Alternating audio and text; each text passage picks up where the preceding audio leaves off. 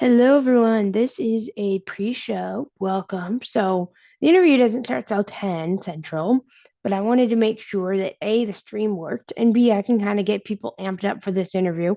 We've got a really good panel, and I said that the schedule, like I said, was 10, but I wanted to make sure that everything was working okay. So I added this little part in, and this will also get to help you guys know the panelists and how things are going to work. So I am going to look at some chats here.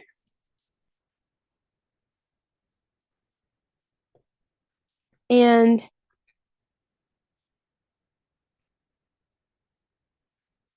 we're going to have a lot of fun today. So let me go ahead and do a quick.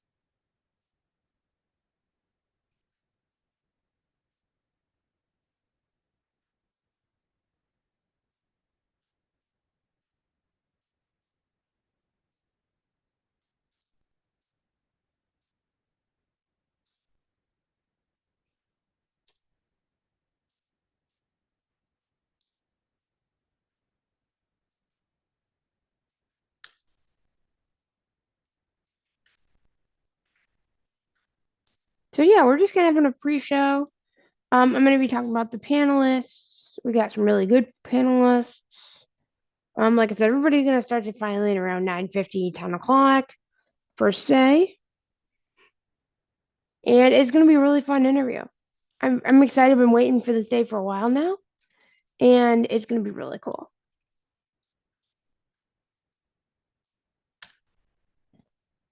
Okay, so yeah, it's gonna be really, really cool. I'm super excited about everything. And if you're in chat, say hi. Um, say hi. And let's try to get some conversation going before I interview.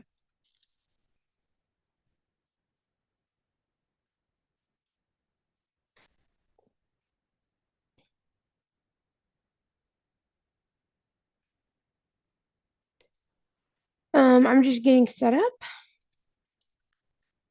kind of. I mean, I'm already set up, but just making sure everything is working all right.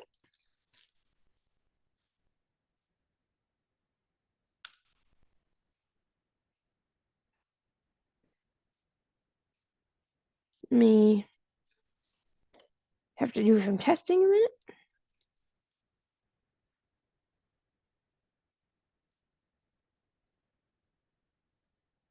But I hope you guys are having a wonderful day. So let's talk about our panelists. Actually, just a second here. Let's quickly talk about our panelists. I'm not going to spend too much time on this, but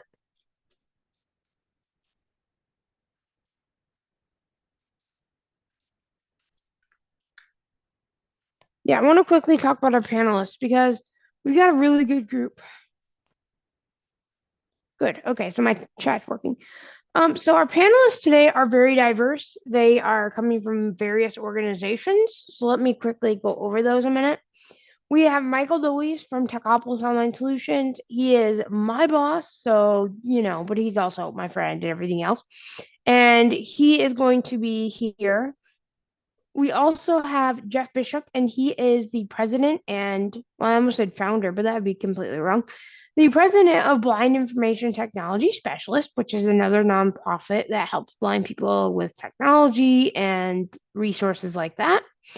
We also have Laurel Wheeler, who is the other star of the show. She runs the Laurel Wheeler Foundation, and she helps us do the Learn to Code Tuesdays. So shout out. This is actually a Learn to Code Tuesday, but it's a special edition.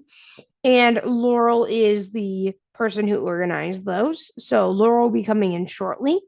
And then we also have a couple of our other members. So Learn to Code Tuesday, we usually have about 15 to 20 people on Zoom, sometimes less, sometimes more. And we picked a hand selection of our members to be coming today.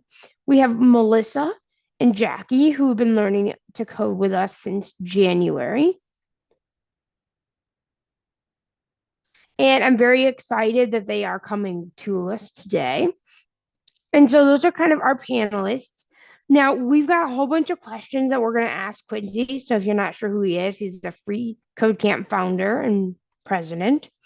And he is going to be our special guest today. So I've got a lot of questions for him. And then if you guys have questions, you can either chat below or email Laura Wheeler Foundation at Gmail. And we'll be able to get those questions.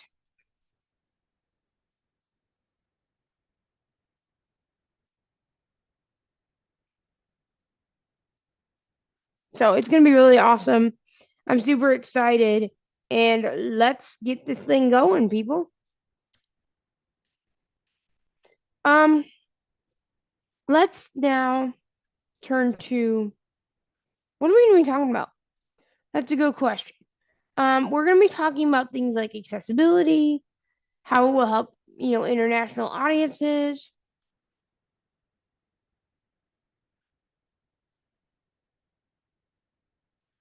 things like that. We're going to be talking about accessibility, like how we started freeCodeCamp. And I actually have a whole list of questions that I'm going to be using.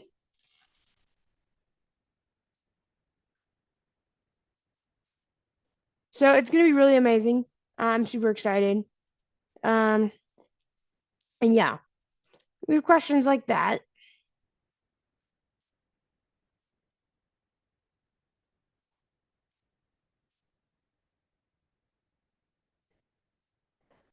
We also have other questions as well that are coming in. You know, things like that. Excuse me. Um, yeah, so it's gonna be really exciting.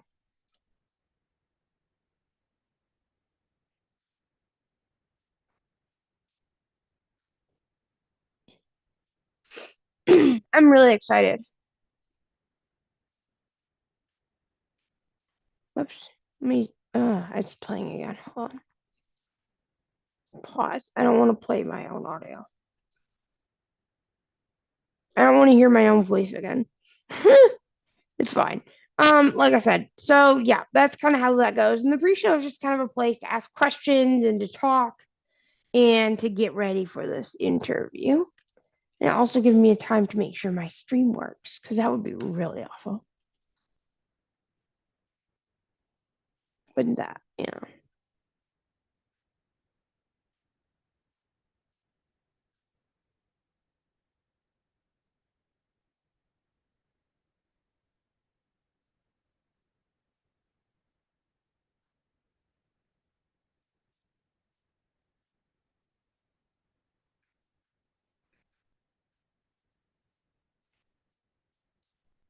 So yeah, I'm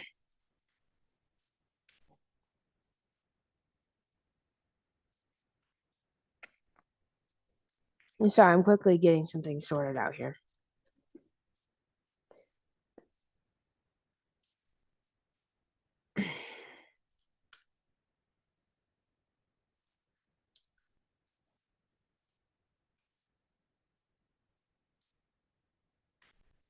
Okay, so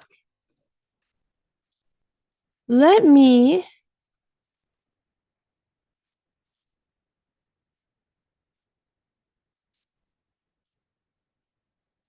okay, I'm just getting things sorted out here. If you guys are in chat, go ahead and say hi. Let's see who we have with us so far. I know it's early, so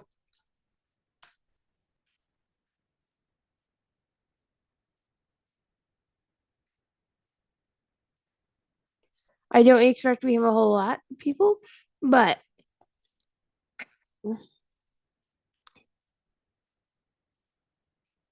Oh, I think I screwed up my.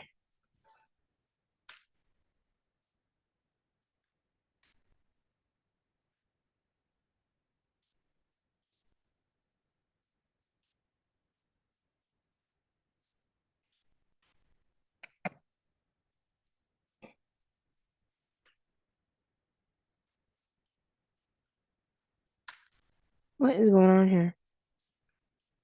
Hold on a minute.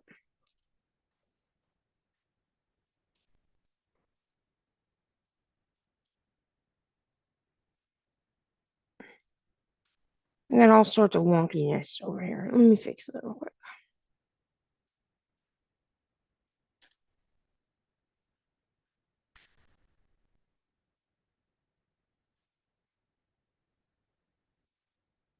Nah, I don't want snap windows. Okay. All right. I'm fixing everything real quick. Oh, I got a bunch of wonky setups here, folks. But yeah, it's getting close. 9:41 currently, so we've got over 20 minutes so far.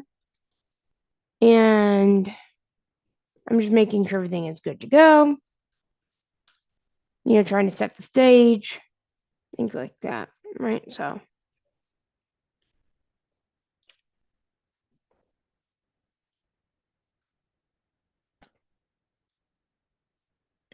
oh my gosh, I made a mess. Let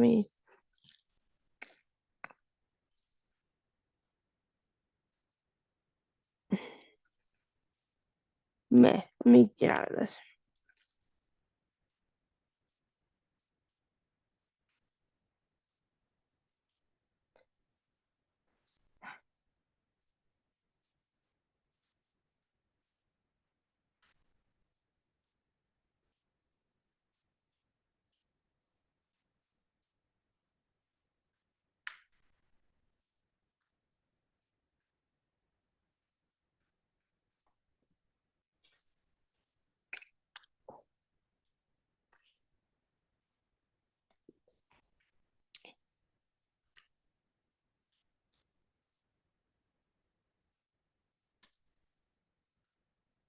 Okay, so let me do.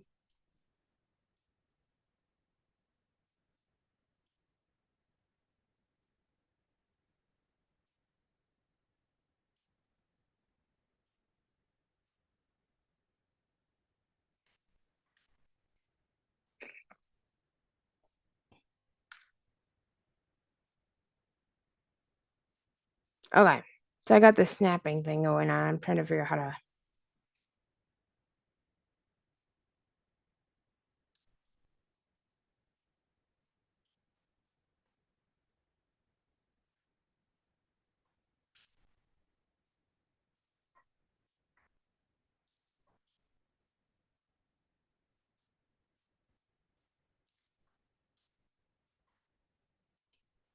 I got a bunch of windows everywhere. Hold on, let me get. Okay, so let me get everything sorted out for us, folks. Laura Wheeler is here. Welcome, Laurel. Welcome to the pre-show that I just decided to set up. So our first panelist is here. And yeah. Hello, Laurel. How are you this morning? Can you hear me? I sure can. Can you hear me?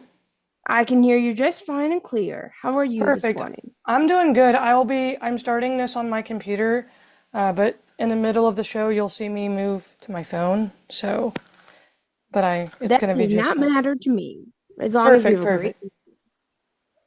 It's going to be lots of fun, I think. It I'm really is, excited. yeah. I'm super excited. Like I said, I just decided to do this morning because I was like worried, that my live stream wouldn't work, and I'm like, well, what can I Absolutely. do to test it? So I'll just do a pre-show. There you go. That's one This way to is test it for sure. this is where the stakes matter. And I mean, I know can you kind of tell the viewers? Because, like, they know about you. We've done a lot of things together, but like, can you kind of tell me what this means for you, like, as the founder of the Laurel Wheeler Foundation Man, I just and think it's for really Laurel cool that Wheelers? we're able to connect with Quincy and with the founders and the team over at freeCodeCamp and to do this interview. It's just absolutely awesome. It means that we're making an impact and reaching more people, and it means that they by giving us a bit of his time, it means that Quincy values what we're doing and how we're reaching the blind and visually impaired community, not just in America, but globally, and supporting people as they are on their coding journey, you know? So it's awesome. And It's that's, super encouraging. yeah, that's a whole other thing too. We talk about this global thing and, when you're doing stuff internationally. I think most of our panels in the US. Am I wrong about that, I Laura? think today, all but one of our panel, and I don't even know if the non-US member that we invited will be able to join. Um, I don't know exactly who all of the invited people will be able to come. I don't know, but I think one of our invitees is outside of the United States. However, a lot of the people that we actually serve, because we invited a small select group of people who are active in our group and who are tech enthusiasts or coders themselves. But there are quite a few people outside of that group that we serve with this Learn to Code every Tuesday. And at varying times, it includes over a dozen countries. So, Yeah, and I know we talked about it, and like you at first had like 50 people on Zoom, and then like it went down, and then now it's kind of fluctuating. And I think that's the thing. Like, if we can get the message out there, I think we can definitely expand the reach of the Learn to Code Tuesdays. And I absolutely, know Quincy, there's a group on I'm Zoom, and then sorry, there's also a number that watches on YouTube, either during there or are, after, yes, and I know Free Code Camp has official study groups. um that Yes. like people organize through freeCodeCamp. And I think that's something I'm going to ask Quincy today, is like, what's the process of doing that, and if that's something that we can do, because basically what that does is it puts it in the freeCodeCamp directory so people can find us. That's perfect. Yeah, if I would be curious to know if there are free study groups out there geared for the blind or for people There are using screen not. readers. Well, then we No, should start the first one. Let's go. there is. So like every city has them, so I'm sure Dallas has one, Austin has one. It's not very active, but Dallas has one probably, um, and other Uh, cities like that. yeah, And you can usually find them on Facebook groups. yeah, but if I mean, for those of us who can't get around very well because transportation isn't the best, the virtual ones are always the easiest, you Oh know? yeah, and a lot of the in-person ones also have like they talk on Facebook and they have virtual components. Yeah. So, but yeah, let's find out what it takes to get one going for the blind and visually impaired. That'd be awesome. Because I think that's very important. And I mean, even, like we were talking about creating the email list, I think that's also very important. And especially it's going to be more important as we get bigger Mm-hmm. with a study group, because I know it's going to probably expand. Mm-hmm. Well, if I can ever get us Let signed me up go with ahead and check my Google. chat. But yeah, check your Because I chat. know we have a, I know there's a few people that responded to my Facebook pushing it out this morning that said that they would come and interact in the YouTube chat with us. So that's awesome. yeah. Somehow I got my computer on like split screen thingy, and I don't know what I did. So I'm like, oh my God, Oh I gotta gosh. I'm gonna have to restart. But I'm like, I'm not doing that now. It's usable. It's just So whenever I switch over to my phone later, it might log into my personal Zoom rather than the foundation Zoom, which is where I'm at right now. it does So not matter, you Laura. might see What we Laura will Wheeler sort it out. versus Laura Wheeler Foundation, but it's still going to be me. It does not matter. I'll have to do part of the meeting from the car, but that's what happens when you're booked and So we have presenting one and watching right now, which is probably me awesome, because I'm testing the stream. probably. But you know, that's sometimes the game you gotta play when you are presenting and an executive director and going back to back, you know?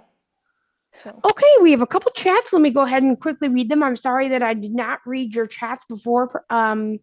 People in chat, we were trying to talk and get set up. So let me go ahead and start reading some chats. We got a few. let's do it. So we have one that says, hold on, let me see. What's up? Yeah, thank you for watching the stream. And we also have for the same person. Let me go ahead. There we go. My everything was just talking at once. Who's it from? It's from Chris. Awesome. Chris said, I think if it's who I think it is on Facebook, he said he'd come and he did I'm message our stuck in that chat, foundations. the cat photo app. Yeah, it's him. He did message our, and I apologize, Chris. I've been so slammed with foundation stuff. Taylor, He sent a couple of messages to our foundation page asking tech questions, and if you, since you're a page Okay, I admin, wasn't sure if I could respond to yeah, those. you can. If you know the answers, can you? Because I'm sorry, Yeah, Chris, I I'm can. trying. I'm going as fast as And I can to do all the things, but I'm like, and also please come to our Learn to Code Tuesdays yes, in please Zoom. do. Yeah, I think we have the link in the description. I'm not sure. I can quickly edit it if we don't, but come to the Learn to Code Tuesdays, people, because Absolutely, absolutely. this is And a yeah, special if edition, but otherwise, like, come to Learn to Code Tuesdays. absolutely, and Taylor, if you can respond to him on Facebook, that'd be awesome. Sorry, Chris, I literally am trying as hard as I can get to not drop in the ball on anything, but I like to call myself a perfectly imperfect executive director, meaning I wear lots of hats. I do my best. I'm not always perfect, but Well, here we are. we have about 9 minutes till the full show. And like I said, panelists are going to start to jump in. And I think at this point we kind of need to start thinking about, what kind of things are you hoping to get out of this interview, Laurel? Because I know we talked about this a little bit before when you just joined, but like, what kind of things do you want to see happen? I think it's going to be really interesting to learn about his journey and how he created freeCodeCamp and how freeCodeCamp grew and got to the point where it's at now. And I'm really curious, like you are, how they. I know that they're funded donor based, so be curious to know if it's all because I see the donations option regularly, but I would be curious to know if it's all just straight up donor funded from supporters or if they're getting grants. And I would also love to know how they're doing their curriculum design, especially with the rollout of this new full stack design, and how they are doing their incorporating accessibility into it. That would be awesome to learn about how they're doing that and whether or not, like, I know one of the questions you're going to ask has to do with whether or not they're involving blind and visually impaired or coders with disabilities in the curriculum design process. Very It'd be important. it'd be Yes. Yes. interesting Yes. to know that. Yes. And then from our international audience, the one question I've had submitted to me is about how are they, what efforts are they making to help support Learn to Code curriculum in other languages? I know they've got some. And what kind of, how can people that are interested in working with freeCodeCamp to expand the foreign language offerings, how can they get involved and help support that effort? There are Oh, people, okay. So you did get a couple questions. Good. it was mainly related to that.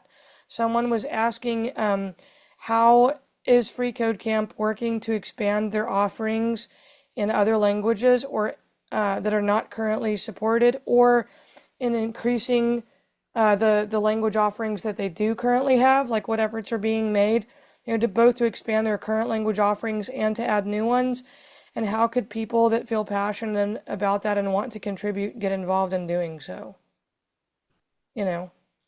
So those were the questions I got, but that was from our international audience. Okay, those are good questions. And like I said, as we get started, the way I imagine this is we're gonna kind of go back and forth, back and forth. So like each panelist, will kind of do that, and then it'll kind of start a conversation, and Mm-hmm. then we'll also periodically check for chats. You guys can kind of be a panelist chat, and you guys can ask questions. I'll be filtering those also. Yeah. So I don't know that the panelists have all the questions, so you'll be no, more no, they don't. questiony. Because it was Um, honestly, it's the it's other been one, a whirlwind trying to get all this done. yeah, it has been. The other thing that I'm curious about, and I know that there's others too, what types of tutorials are they planning on building that would assist people in learning how to code AI bots? Yes, I know I I don't. asked that, or I had in my list somewhere. I know that you've got some similar questions, but this is just what's on my Uh, mind and one of the other. hey, Laurel, Yeah. I want to quickly introduce Jeff Bishop, who just joined the meeting as one of our panelists. Thank you, Jeff, for being here. Hey, Jeff. Uh, and yeah, thank you everybody for showing up to this interview. Awesome. I know Jeff's awesome and has a lot going on. Do we Hello, want to take a, everyone. do you want to take a moment and introduce yourself, Jeff, as a panelist? Oh, sure. Hi, everyone. I'm Jeff Bishop. I'm president of Blind Information Technology Specialists, an organization which really focuses in on a community of people who are interested in technology from a blind or low vision perspective. We have about 800 members and from all over the world, actually, many, many countries. So happy to be here. Awesome. I'm Yes, super and excited that you're part of the panel. I think it's the three of us and then the others that are able to join. It's a really neat combination of people that we have, and I'm super stoked that you're here. I am too. And as we gear up for the guest of honor to come in here, I'm really excited. And Jeff, you'll have to like everybody will introduce themselves once we actually get started for the real thing. But it's always great to see. Okay, we have the guest of honor in the waiting room. So Quincy is in the waiting room right now. So let me go ahead and admit him. And we're still waiting on one more panelist, at least Michael.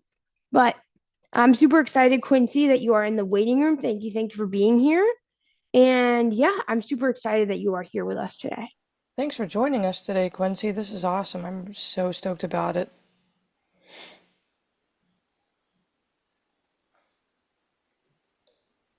And being on video is optional, so you don't have to worry about it. I am not on If you can, you video. can. If you can't, you can't. Quincy, can you hear us?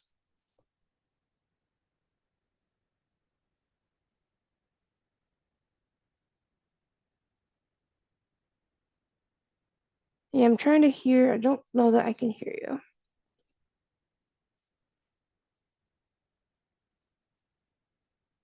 Laurel, are you guys still there? Yes, I am. I'm still here. Yep, I'm here, Taylor. All right, Quincy, I think I see your video, but Yes. you There There are you you not are. are. here. There you Okay, go. sorry. I stepped away. I had to go get my headphones. So I couldn't hear anything you all were saying earlier. Sorry. You're okay. We were just welcoming you. This is Laurel. I am super excited that you made time to come join us today. It's going to be awesome, and I really appreciate your time. Absolutely. I'm happy to be here. This is So, exciting. is there anything I should know or do to prepare? Like anything that would be helpful for me in terms of just better understanding who's going to be here and what they might be interested in learning? Yeah, so the panel's going to be a lot more like accessibility focused because, a lot of us are blind Mm-hmm. and it's going to be a lot of accessibility, but also like from the international standpoint. So, like from, how to help people with other languages and things like that. I don't know, Laurel, did I sum that up pretty well? I'm not sure that I can hear Laurel. Um, but yeah, things like that, Quincy, will probably be very helpful. Um, does that kind of make sense?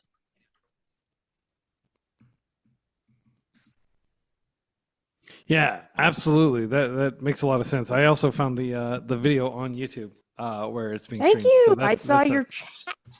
yeah.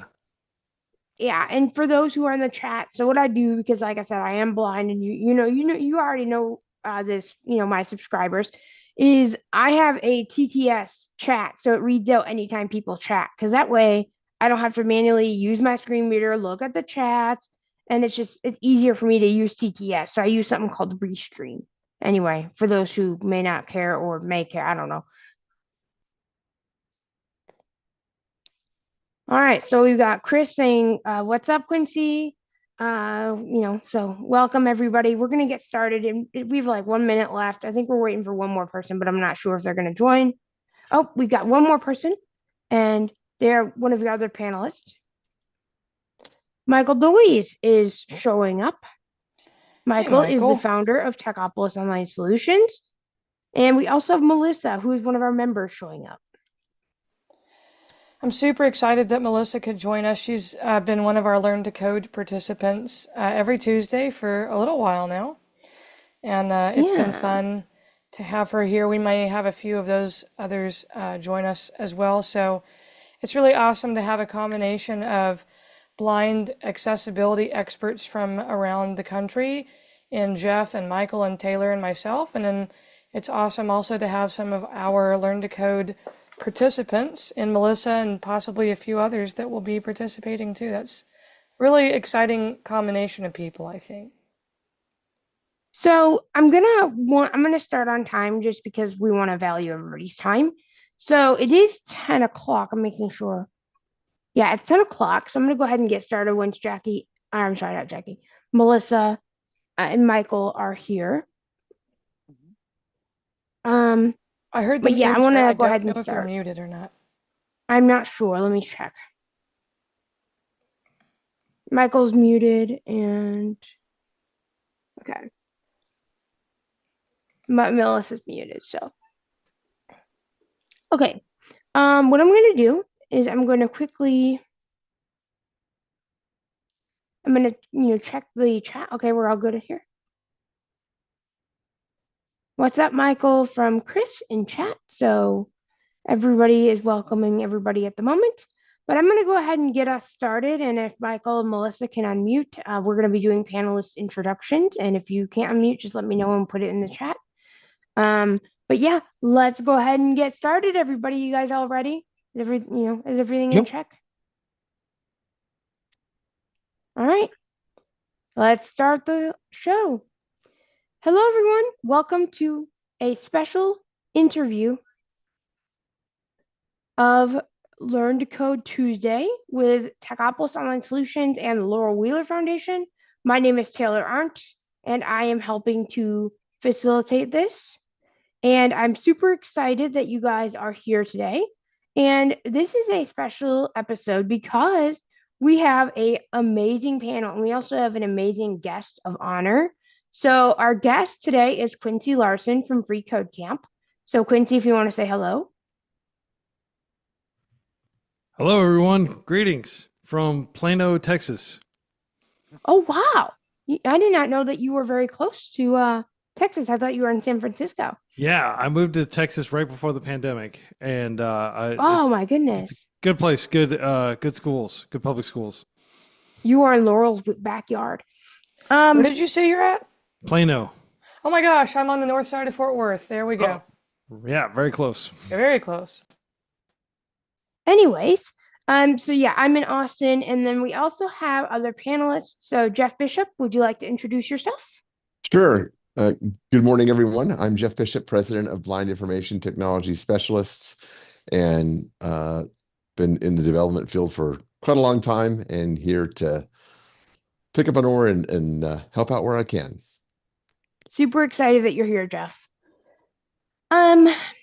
Michael or Melissa, are you guys available to introduce? I am here. Good morning, everybody. My name is Michael Dowies. I am the founder of Techopolis Online Solutions, where we build different applications and solve different problems in the realm of development and AI. We also do a lot with accessibility and training as well. So I'm very excited that we all have this opportunity here today. So I'm looking forward to what is in store. Yes, and the chat is buzzing right now, so I'm going to go ahead and address some of those messages in just a few minutes. But Melissa, are you available to unmute? And if I missed any panelists, I'm super, super sorry. I am. Good morning, everyone. Morning. My name is Melissa Wolf from Nashville, Tennessee, part of BITS and Techopolis, and of course, Laurel's Free Code Tuesdays. So good to be here and hope to learn some things, and just excited to get to meet you, Quincy.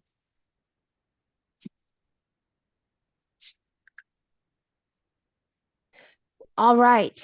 Well, let's go ahead and start with the interview portion. So our panelists have introduced ourselves, and we may have some come throughout the the panel. But I want to go ahead and start And before we actually start with the interview, we have one chat. College Companion says, what's up? It's a great initiative and great cause. That's always great to hear. Ashwin, I apologize for mispronouncing your name, but thank you for running this live stream. I really, really appreciate that you are here, and you can always share it with a friend so that we can get more visibility and people can understand what we are doing with our mission. So, anyways, that's from the chat. So the way we're going to have this work is we're going to kind of go round robin style. So each of us panelists are going to announce, ask questions. And then what's going to happen is I'm going to then ask chat. So once we've kind of done that round, we're going to ask chat and then we're going to kind of go back and forth. That way everybody gets a fair shot. And if you don't have a question, you can just, pass or, but I have a list of prepared questions. And so, yeah, I am going to go ahead and let Laurel start this because she is the one that hosts these Free Code Camp Tuesdays, and I think it'd be the most honorable thing to let Laurel start. Well, Laurel? thank you, Taylor. I appreciate it. For those who don't know, I'm Laurel Wheeler, the founder and executive director of the Laurel Wheeler Foundation, and we co-host these with Taylor and Techopolis. I would love to know, Quincy, I know that Taylor, this is also one of your questions, but I think it's a great place to start. Tell us a little bit about yourself and kind of how you got into coding and what inspired you to start and help found freeCodeCamp. Absolutely, yeah. Thank you again for welcoming me here to your organization and your live stream. So I was a teacher and a school director for the first 10 or so years of my career. At age about 31, I think, I wanted to try to make my school a little bit more efficient. I didn't know very much about programming. I just consumed technology for the most part. I didn't produce technology. And I was like, well, maybe I could learn some basic automation and try to automate some aspects of our school. I had a staff of a bunch of teachers and administrators that were like chained to their desks, just entering data all day and stuff like that. And I figured anything I could do to free them up so they could spend more time with our students would be a positive. So I just delved into that, and it turns out that you can do a lot. I mean, this was pre, AI vibe coding, all that stuff. It was just like Googling around, finding some basic tools, writing some very basic Python scripts and things like that. It was incredible how much somebody who didn't know very much about programming could do in terms of making an impact on an organization and saving lots of human hours, teacher hours per week. So that was what really drove me down the path of, wow, like I should go deeper. I should learn more about programming. So I just started programming like basically full time, like learning programming. I like left that job after a while and just moved to San Francisco and slept on my friend's couch and was like, I'm just going to become like a serious developer. I did lots of hackathons and other events, and I just spent all day, basically every day, coding. And that was huge, like building out my network through events and building up my skills by practicing a whole lot. And eventually I started winning some of the hackathons or getting like second place, getting some, some of the side prizes for the different like APIs and stuff like that. And so that was like kind of bullet points I could add to my resume. And I applied for developer jobs, and I was able to get my first developer job. And then from there, that's where the learning really picked up because I was working on a team with other developers, and I was working out with a pretty large legacy code base. And eventually I wanted to teach other people how to do that transition that I just done from teacher to developer. So I started creating different educational tools. Of course, most of those just got zero interest from the community, but eventually I created freeCodeCamp, which did get interest. And from there, we just started gradually building out a more and more sophisticated interactive curriculum. And that was 10 years ago. And since then, we've built quite a bit. So that is kind of my backstory, if that's helpful. Very. And that's always very important to know, like the backstory, especially when you're like creating something like this so that you can kind of, tell everybody. So I'm going to go ahead and now ask a question. And we also have what were some early lessons or mistakes that you learned when you launched freeCodeCamp? And how did it evolve from those mistakes? Yeah, absolutely. Well, one mistake I made was making things more complicated than they needed to be. Like, in my humble opinion, when you're doing something, just make it as simple as possible. I watched this documentary about Abby Hoffman, and he was trying to get people to care about this local, uh, this river. And there was like this big coalition of different groups from the town that had come together, and they'd like created this like, we have to save this river because XYZ. And then Abby Hoffman, famous guy from like the 1960s, who wrote like Steal This Book and other kind of like, I guess you could call them countercultural books, like encouraging people to like think outside the norms of society in order to be able to get things done. It's not like he was like a terrorist or anything like that, but he was like advocating for like more like but he was very good at communicating messages to people, and he took like their big slogan, he just cut everything down. It's just save the river. Like, that's it. We're gonna say save the river, and they walked around with save the river signs, and they figured out how to like message. And so I would say a lot of my early projects trying to get people to care, because you're on the web, everything's free. If you actually want to charge for something, that's even harder.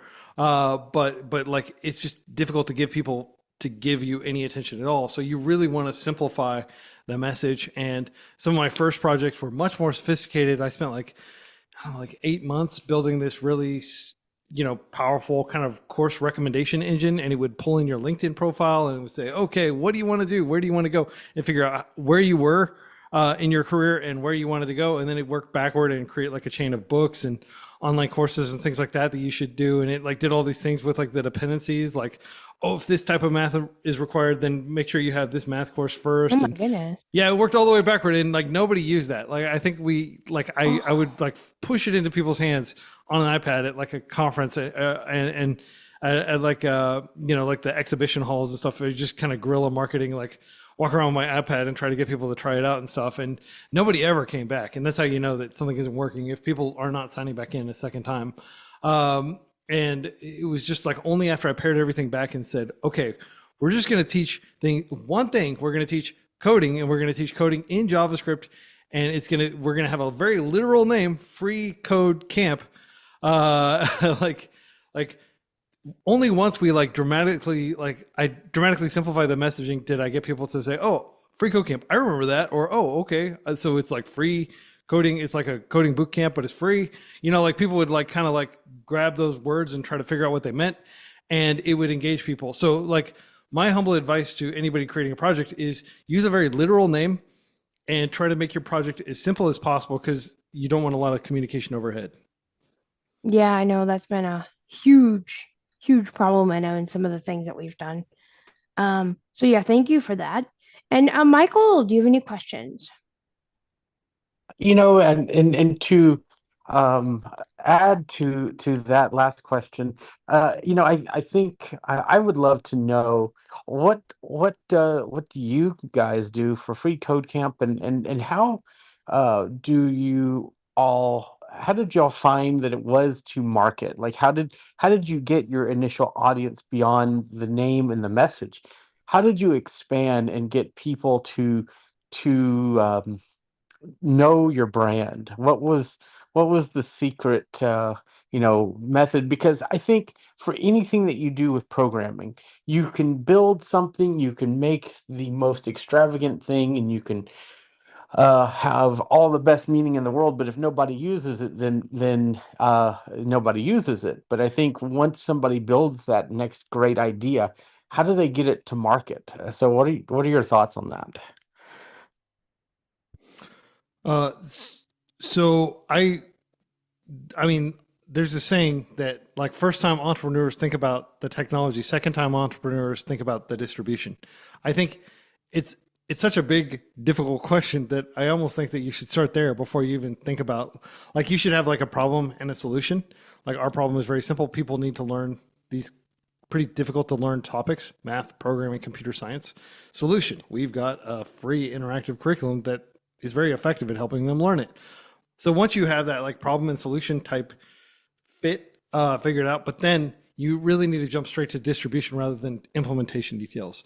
Like, okay, how are we going to get people who need to learn programming to know about this? How are we going to get them, like, where are they? Like, in terms of, like, what is their daily life like? Does this need to be a mobile app? Does this need to be an email newsletter? What are the different modalities? Could this just be a podcast? Could this be like somebody streaming live, like talking through and walking through things? And that is good for things that I guess don't have as high of a barrier to get into and don't have as much like prerequisite knowledge. Like if you were just trying to teach something like cooking, for example, you may not need to teach a whole bunch of math and basic programming concepts. You may just be able to say, all right, today we're going to make an omelet and here are the pieces. Let's make this, and it may make more intuitive sense to somebody than trying to say, hey, today we're going to do bread first search or something like that, right? So I do think like thinking about the distribution from the get-go is the way to go. And some tips that I have for that would be like just figure out where the people are. Like with programming and developers, a lot of people are on, Hacker News. A lot of people are on subreddits like R Programming or R JavaScript or things like that. And then a lot of people are like figure out what hashtags and what kind of like general things people are talking about on different social media. And then a lot of this is not rocket science, but basically work backward from there and try to figure out who like the kind of like thought leaders, the opinion leaders in the space are. And then maybe at some point you'll be able to go on like one of their podcasts. That was one of the big things that I did was I went on like the Code Newbie podcast. I went on the Changelog, a lot of these early like developer podcasts, and that helped. Like people would say, oh, I heard about you from the Code Newbie podcast, things like this. So see if you can figure out a way to leverage the people who already who those represent, I guess, marketing channels, if you want to think of them that way. And that is not something that, like a big corporation is not going to bother going on some podcast that has like 1,000 people listen each episode or something like that. But you can do that, and you have to start somewhere. And the more niche your audience, like we didn't try to focus on helping kids learn programming and help like we didn't try to help universities. We just helped busy adults. Mostly people who had kids, people who were living with disabilities, for example, is a big chunk of the people that use freeCodeCamp. People who, for many different reasons, were underserved by the current kind of like higher education system. In that, especially in the U.S., you didn't want to go into debt, going back to get like a second bachelor's or something like that, right? So like figuring out who those people are, figuring out where they're getting their information, and seeing if you can get on there. One thing that we did early on was like, GitHub has this like trending page. And so we'd say, hey, if you're finding freeCodeCamp helpful, consider starring this repo on GitHub. And then we got on the GitHub trending, and that put us kind of in front of a lot of developers. So little kind of like, I don't want to call them growth hacks because they're not really growth hacks. Like you're using them as intended, those features as intended. Like podcasts are always looking for guests, expertise, and you're worth listening to. So you're kind of helping the podcast at the same time as they're helping you and things like that. It's not like you're taking away from anything. It's just that you're taking advantage of all the different little channels that are out there instead of focusing on just like, oh, if I can just get this Super Bowl ad, like everybody will know about my company or something like that, right? So that is how I would encourage people to think about it, be scrappy and look at like the little channels. Boy, Fantastic. That's really good. Yeah, That's thank really you so good. much. That was very insightful, I think. Thanks, Michael. Okay. Yeah, thank you. Jeff, Jeff, do you have a question? Yeah, sure. As president of BITS, we strongly believe in empowering people through the use of technology, and this means everything from content creators to application developers and web development and whatever really anyone wants to achieve. Over the last couple of years, we've probably taught over 1,000 blind or low vision students in a myriad of technology products, everything from Python. We did a very large immersive Office 365 course, and now we're doing a full web accessibility course also centered around WordPress as well. This has required us to use multiple modalities of educational opportunities, everything from written material to classroom experiences over Zoom and other platforms, and as well as office hours where we meet with students and help them one-on-one in understanding, how to work with, say, Python, for example. And part of this is a little challenging in that it has to be taught from a blindness perspective, right? Much of the content that you see on YouTube and other platforms is very, very visual, and they make references to things, look at the code that's showing on screen, and which is quite difficult to be able to overcome. So this is one of the great things about freeCodeCamp is that all the material is front facing. I'm just wondering, have you looked at partnering with other organizations, especially nonprofits and 501c3 organizations, to help in allowing the use of material and also the use of the platform for spurring further educational opportunities, as well as looking at other ways that you might be able to bring people into freeCodeCamp using other platforms such as Zoom or other platforms where you're working with students in a classroom environment or in an office hours type scenario where you truly are giving them one-on-one instruction if at all possible, so that they're truly understanding the concepts that are being driven on the freeCodeCamp platform. Excellent question, Jeff. Thank you for all the work you're doing to help people get in, learn these skills. And it sounds like you're having a massive impact.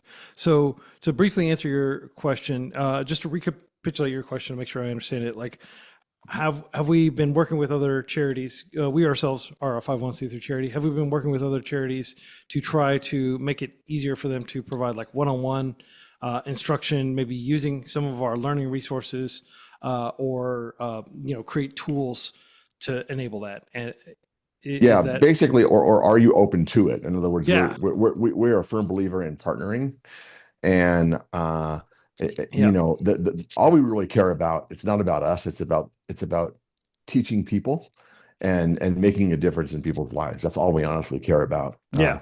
We charge $20 a year, and honestly, it doesn't pay anything close to Yeah. to what it costs to run the organization. And we, the benefits that they receive. For example, we made a $6,000 purchase last year of a remote incident manager for students, so that if they do have code issues, we can remote into their system, whether it's Mac or Windows, and actually look at their code and help debug it. Because a lot of these people don't know how to do that, and they're stuck. Well, so it's we not want easy. to, and we want to unblock I've certainly them, been right? stuck like that before. Yeah, so we want to unblock them. So I was just wondering if this is something that you have done or are interested in doing, and if so, we'd love to continue that conversation. Yeah, absolutely. So, just to give you some perspective, like freeCodeCamp, we have about maybe like 500,000 people visit freeCodeCamp a day. So we're serving like a pretty large community, and it's a pretty global community. But the U.S. is the #1 country in terms of like time on site. And because we're a pretty small team, we ourselves are our charity. Like our annual budget's only like a couple $1 million. Like we barely have any resources. So everything is like, okay, we got to work on this platform now. Okay, we got to get this done. I like pretty much everything I do. I try to do it in a way that scales. Like, for example, the freeCodeCamp podcast, it may take me like 4 or 5 hours to prepare for the interview and record the interview with the developer and publish that and publicize that and all that. But then if, 20,000 people listen to that podcast episode, then that was like a lot of leverage for my time. So I frequently think in scale. However, most organizations that are working, certainly most charities are working at kind of like a local level, and they may just have like a teacher with a few students, or it may be like a tutoring setup, or it may be, even more close than that, like a parent helping their kids, things like that, in like a homeschooling situation. So I want to be cognizant of all those people who are trying to just grab off the shelf tools that they can incorporate into their own workflow for teaching. And so one of the things freeCodeCamp has done is made everything completely free, everything completely open source. We have very permissive licenses. Like it's basically the most permissive open source license you can have. So rather than necessarily formally partnering with people, with organizations, what we've done is we've just made it super easy for people to basically grab freeCodeCamp off a shelf and incorporate it in. Like, for example, there's this Persevere is a charity. I think they're based out of like Atlanta, but they run labs, computer labs inside a lot of prisons. and especially like a lot of women's prisons, and they essentially help these women like learn new skills so that when they get out of prison, they'll have skills that they can use to, provide for their families. And what they've done is they basically just grabbed freeCodeCamp and are running it locally, because in a prison system, you don't necessarily have internet access. Like prisoners aren't necessarily allowed to get on the internet in the United States. So they have to have everything offline, but they're able to take like a lot of our resources, like our books and video courses, stuff like that, put that on a big drive, and then put the interactive freeCodeCamp curriculum and run that locally, and people can go through that.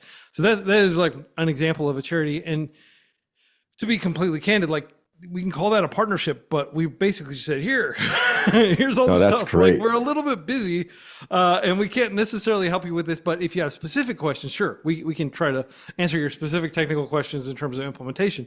But like, I'd probably not be telling like the truth if I said like I was spending a huge amount of time like looking at like partnership agreements and signing contracts and things like that. Like it's that's even better, actually. Informal. And the great news is you don't have to make some big joint statement and like plan all this stuff, and you don't have to worry about the project falling through. You can just grab stuff and start immediately using it and iterating and see whether you like it, see what you like about it. And you could even in theory like white label a lot of our stuff, and it's not that big of a deal. That's part of our charitable mission, is to make sure that these learning resources are available. We're much less interested in getting credit for helping people learn than we are just helping people learn, even if that's indirectly. Thank you very much. That's very, very nice. That is really, really good to hear. And I'm super excited about all the stuff you're doing. And, thank you, Jeff, for asking that. Next question, Melissa, do you have a question? I was just going to say thank you for all this. I've been using it with children that I work with in the public school and home school niches in Nashville.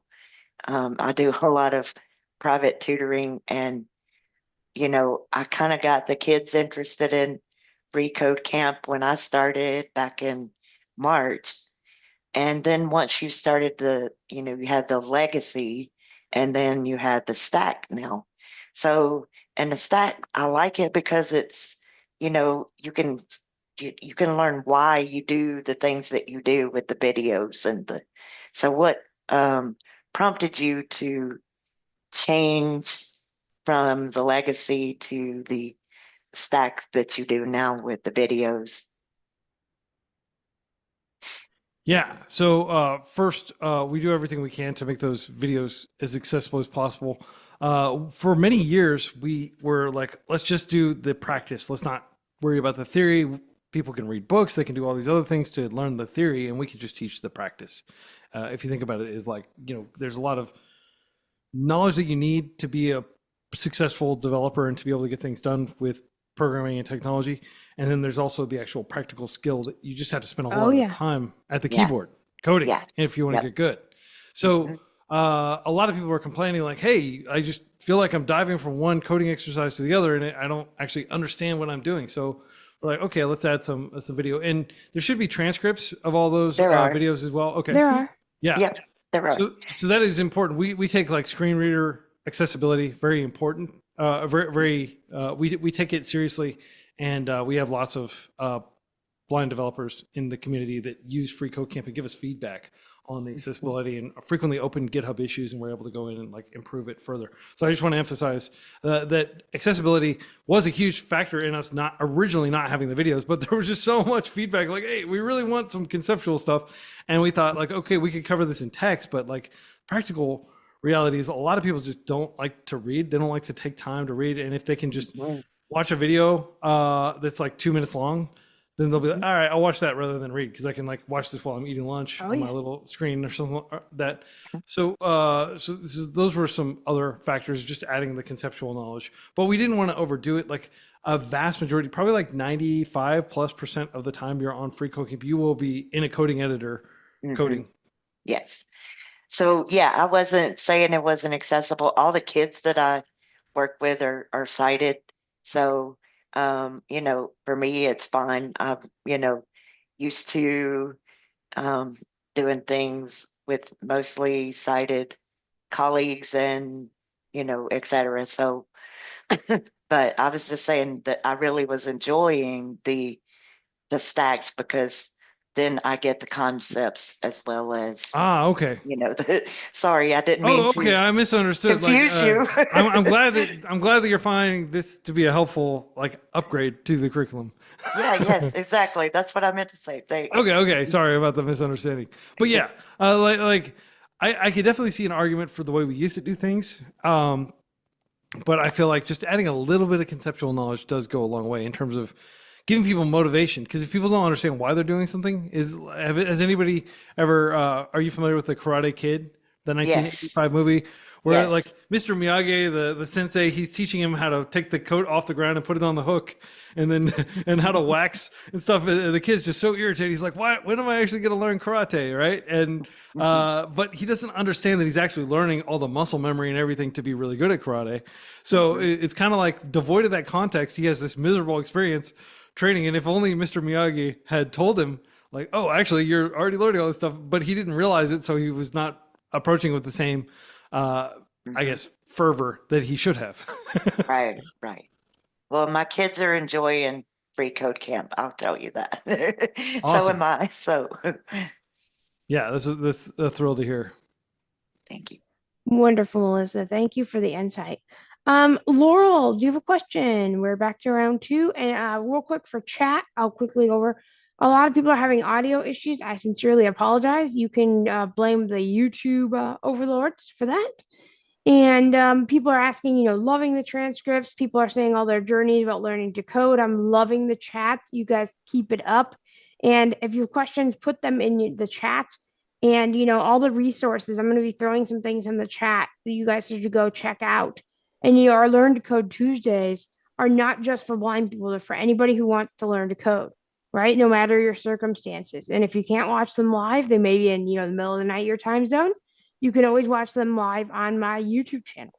So that is that. Yeah, and I can speak to my audio is fine for you guys. So yeah, if you're having audio issues, it may be YouTube. It is.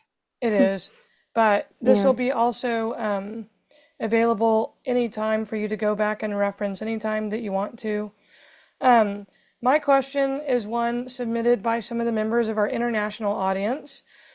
We have had participants over the last several months from countries as wide-ranging as Sri Lanka, Estonia, South Africa, England, and everywhere in between, even South America, Central America.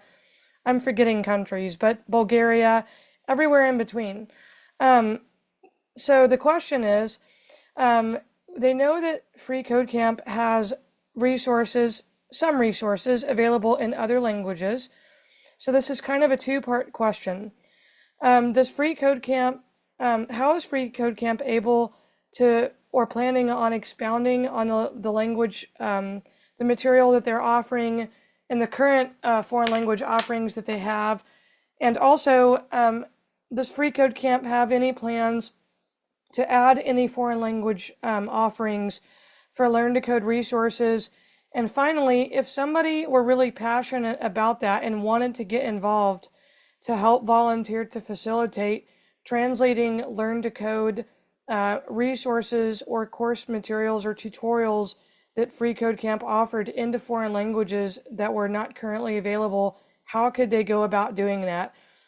Because there's a lot of people that are interested in that.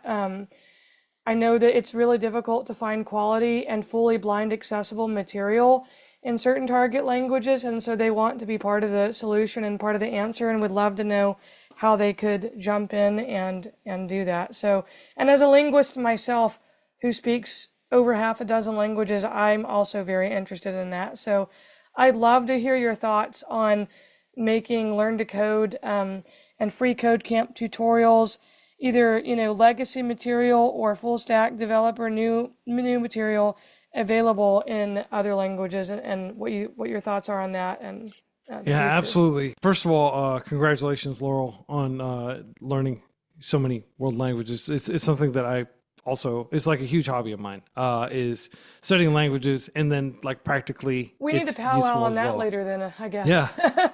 Um, Yeah, I'm a huge, like, I spend probably at least an hour or two a day studying foreign languages, and that's not an exaggeration. It's like a huge part of what I do when I'm not working.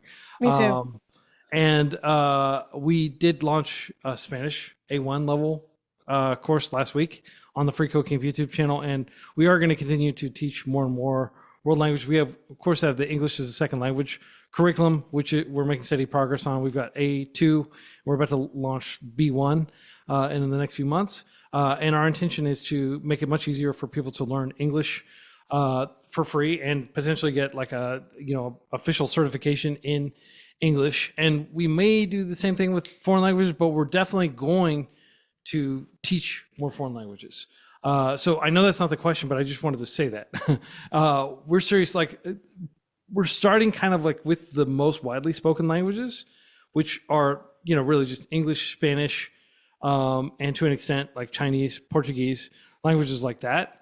But it is like a long-term endeavor that we eventually teach these languages. But in terms of localization, we have localized freeCodeCamp partially into a lot of languages, and our intention is to keep those translations current as we. It's kind of like a moving target, like the freeCodeCamp curriculum, like the full stack cert is changing so quickly, and we're shifting so much. There's a lot to localize, and so we're always kind of trying to play catch up with the Spanish localization effort, for example. And Spanish is probably like the language we care the most about, just because 40 million Americans speak Spanish. That's their native language, and for them to learn in English is just additional layers of difficulty. If you ever try to like learn mathematics in a language that is not your native language, it is a little bit harder. Even if you feel pretty competent, it's still a little bit of additional processing power your brain is using that you could be dedicating to actually understanding the math itself, rather than trying to like figure out what is being said in English. So we do intend to localize, and we think it's very important to localize into major world languages. Whether we will have the resources to go even deeper into, like, I guess, less widely spoken languages, like for example, there are a lot of languages in Nigeria like Yoruba, Igbo. We would like to eventually cover those. We'd like to eventually cover, but it's just a question of priorities and triaging. We have a pretty small team, and if people want to get involved in helping us with the localization effort, go to contribute.freecodecamp.org. I just added the link to that to the YouTube, but that is absolutely the best place to get onboarded. And this is a great way to not only help out like creating free open source learning resources that everyone will be able to use forever, regardless of what happens to the freeCodeCamp charity. These are going to be live forever, right? With the most permissive open source license, and people can grab them and make use of them. Not only that, but it's good practical experience using GitHub, for example, creating GitHub issues, creating pull requests, like learning how to fork and clone a code base and pull it down and make changes and then push it back up. We also use lots of tools, like we're using Crowdin, which is a pretty powerful tool that, like, Khan Academy, a lot of other companies use that to help coordinate the localization process when they have a lot of volunteer contributors. So if you speak a non-English language and you want to get involved in helping localize freeCodeCamp into that language, go to contribute.freecodecamp.org, and we've got extensive documentation for how to get started there. I'll go there and I'll check it out, even for the target languages that I'm fluent in, and I know that several of our contributors will and participants will as well, because they feel really passionate about that. Yeah. Like you said, it's challenging to learn to code when you're having to learn it in a second language. I'm also certified in ESL instruction, so if I can help with the ESL stuff, I'm happy to do it. Yeah.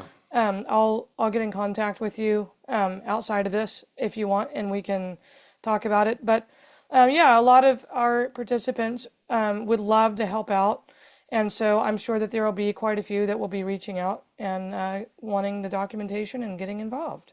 Awesome. Well, thanks. And that's very cool that you're certified ESL instructor. Like, people need we need more teachers.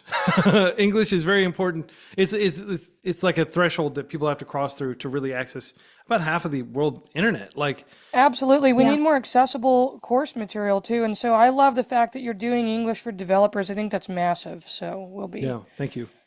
we'll be checking that out and helping promote it. And I think it's great.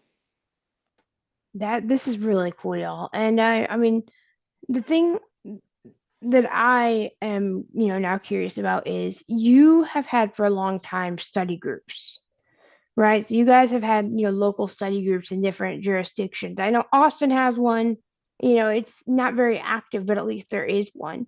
Now, I know at one point you guys limited and you stopped having these study groups and you stopped allowing people to create them. But the thing is for us is that there's none that are like virtual that help blind people to be able to Yeah. learn to code. And so is there a way we can be able to create a study group? Yeah, Or yeah, what is the absolutely. process? So again, I apologize. There's been like miscommunication around this. This is one of those things I was talking about earlier. Like communication is hard, and you have to keep the message very simple. And if you like cross the wires, freeCodeCamp, like technically, we don't want to be liable for like if somebody goes to an event and has like a profoundly bad experience. Like it's one thing to like be, oh, they were kind of jerks, but it's another thing if like, Understand, somebody's like harasses somebody at an event or something like that. And we don't have the resources to adequately support freeCodeCamp study groups specifically. We did have like 2,000 of them going before the pandemic. The pandemic completely wiped out pretty much all the activity. And some groups are still going. They came back, but a lot of them came back as like just, Cincinnati developer group or something like that. Learn to code, Austin or something like that. Like, Yeah. and so I think like, using the freeCodeCamp brand may make it seem like a lot more official and like that you have a lot more official support than we're actually able to provide just because we're a tiny charity. And if we spent like we want to spend basically all our time and attention and funding on building out open source learning resources. Oh, exactly. So for that reason, like just to be completely clear, it is totally fine if you want to create like a coding study group or, I mean, it's not like I write people who use freeCodeCamp for the name. I'm like, hey, you got to stop using the freeCodeCamp name. It's like trademark. I mean, technically it is trademark, but I don't care. The main thing is I want these groups to create their own identity independent of freeCodeCamp and not feel like they need any sort of permission from us about anything. Like really, like we want them to go on to build their own communities and not be like bound by Yeah, I the was name saying that because freeCodeCamp, if like that the makes sense. form, there's Yeah. a form to create them and Yeah. also like to put in the directory so that like people could find the group. That's all Yeah. we were really like cared Yeah, about. we want to create a directory, and this would be a cool open source project if anybody listening to this wants to build it. Like we wanted to for a long time, just create kind of an event calendar almost, and not just a directory, but a calendar where like you could basically like, oh, I'm in Austin. What kind of tech events are coming up? And it would be like, these types of events. And it also might be like, oh, there's like this big hackathon coming up, and people would see that. So we could like publicize lots of things that are related to learning to code on one place, and it would just figure out what city you're in and have a calendar. I think that'd be useful as well, because if you just have a directory, well, a lot of the groups are dormant, and so you're going to find like, oh, okay, great, the initial excitement, oh wow, there's a freeCodeCamp group in Minneapolis. Oh no, they haven't met since the pandemic. Like I don't want the first experience to be negative like that. So we definitely want to figure out a way we can have a tech event calendar with upcoming events, if that makes sense. That makes a lot of sense. Yeah, because I know, like I said, we do these Learn to Code Tuesdays and we want to try to get the message out. So, Absolutely. all right. With that being said, Michael, do you have a question? I have two, but I'll keep it to one for the time being. We've kind of touched on this a little bit about the curriculum on freeCodeCamp, but I'm curious, how do you guys as a charity decide what is the priority to teach? What curriculum do you guys, how do y'all decide on the priority or what gets added? Like, for example, I think that web development is very important, but I'm also a believer in native apps and mobile app development as something for people to get into. And there's so many different areas, AI, all these other things. How do you guys decide on what is important to focus on and where to put your efforts? That's an excellent question, Michael. So, what we generally try to do is just look at like where the kind of like the biggest like employment opportunities are in terms like if you go on like indeed.com or LinkedIn and you start searching JavaScript developer or Python developer, things like that, you're going to see tons of results. And the further you go from those types of core areas, the fewer jobs there are. Like if I look for like Flutter developer, Flutter is an extremely popular mobile app development tool. It's what freeCodeCamp's Android and iOS tools apps are written in. You can also build like native Windows desktop apps in Flutter and things like that. And so Flutter is really awesome, but there aren't that many job openings for it. Like you'd be surprised like it's a lot fewer than there are for something like Node.js or Java or something like that, right? So a lot of what we do is we focus on, okay, we don't want to teach people too advanced specific skills where the labor market is like not ready to absorb a whole lot of people with that. So we just focus like, okay, if you learn web development, full stack web development, you can easily pivot into developing mobile apps. Like, and freeCodeCamp's YouTube channel has, I'm not exaggerating, like nearly 2,000 video courses. We've probably got like 6 or 7 Flutter courses. We've probably got like 4 or 5 Swift courses. We've got, I don't know, dozens of Android courses. So you can learn those through video courses, like building a project, like let's build an Uber app with like, real-time location information and stuff like that. Let's build that in Android. I think we just published that like 2 weeks ago, course on that, right? And using Android Studio and Kotlin, which is kind of like Java, but better, at least if you're trying to develop Android apps. We're publishing a lot of extracurricular resources too. Yeah, I know, that's a vote for Kotlin. So we're publishing those extracurricular resources, but in terms of the core interactive curriculum, we really just wanted to focus on a few key things: HTML, CSS, JavaScript, Python, SQL, Git, Linux, like things that are, pretty universally useful. And that way people learn, like, you don't need to learn every single scripting language under the sun. You just need to get really good at like 1 or 2 of them. And you don't necessarily need to learn C, where you can do like high performance, memory management, like, computation and stuff like that, like what they're doing in the Linux kernel. You can just learn that later and focus on the things that are a little bit more fun and interesting to learn. Like, I mean, and I understand C might be fun for some people, but I'm talking about like, what's really fun is building an app and sending it to your family and saying like, hey, I built this. Check it out. Like, click that link. You can go ahead and use the app right there in your browser, right? Like whether that's like a simple game you developed or some sort of tool that you're using to manage like your hobby, like find pickleball games near me where I can go and play or something like that, right? So we want to make sure that people get the skills that they need to immediately go out and build stuff and build projects so they can feel that confidence, that forward momentum. And then they're going to get deeper into the proverbial weeds with like, I guess, more difficult and maybe like, so when you get out of like the core, technologies like JavaScript, Python, stuff like that, you start to experience like a sheer drop in the volume of tutorials and the quality of those tutorials often. And that's where you get like these paid resources. You go on Udemy, like, oh, you can get this my complete Kotlin course, but it costs a bunch of money and stuff like that, right? So that is one of the things, like, we want to make sure people start off where there's tons of different resources and there are tons of jobs and all this stuff, like kind of like the center. Like if you go to like a city center, there are lots of jobs, right, in the downtown area. And then as you spread out into the suburbs and the exurbs and stuff like that, you have to travel further and further to get to where you would work, for example. I don't know if that's a good analogy, but that's kind of like the guiding philosophy, how we decide what to teach in our core curriculum. And then our extracurricular, we'll teach literally anything. We have like a COBOL course, right? Like very few people use COBOL. Wow. Yeah, but we have a course on it. It's like a 1-hour course developed between us and IBM. We got that live. So like things like that, right? We will teach more esoteric tools, but they're not the right place to start. And what we wanted was freeCodeCamp to be kind of like a one-size-fits-all. Anybody can go in there, follow the full stack development curriculum, and kind of get like a shortest path to a general understanding of programming.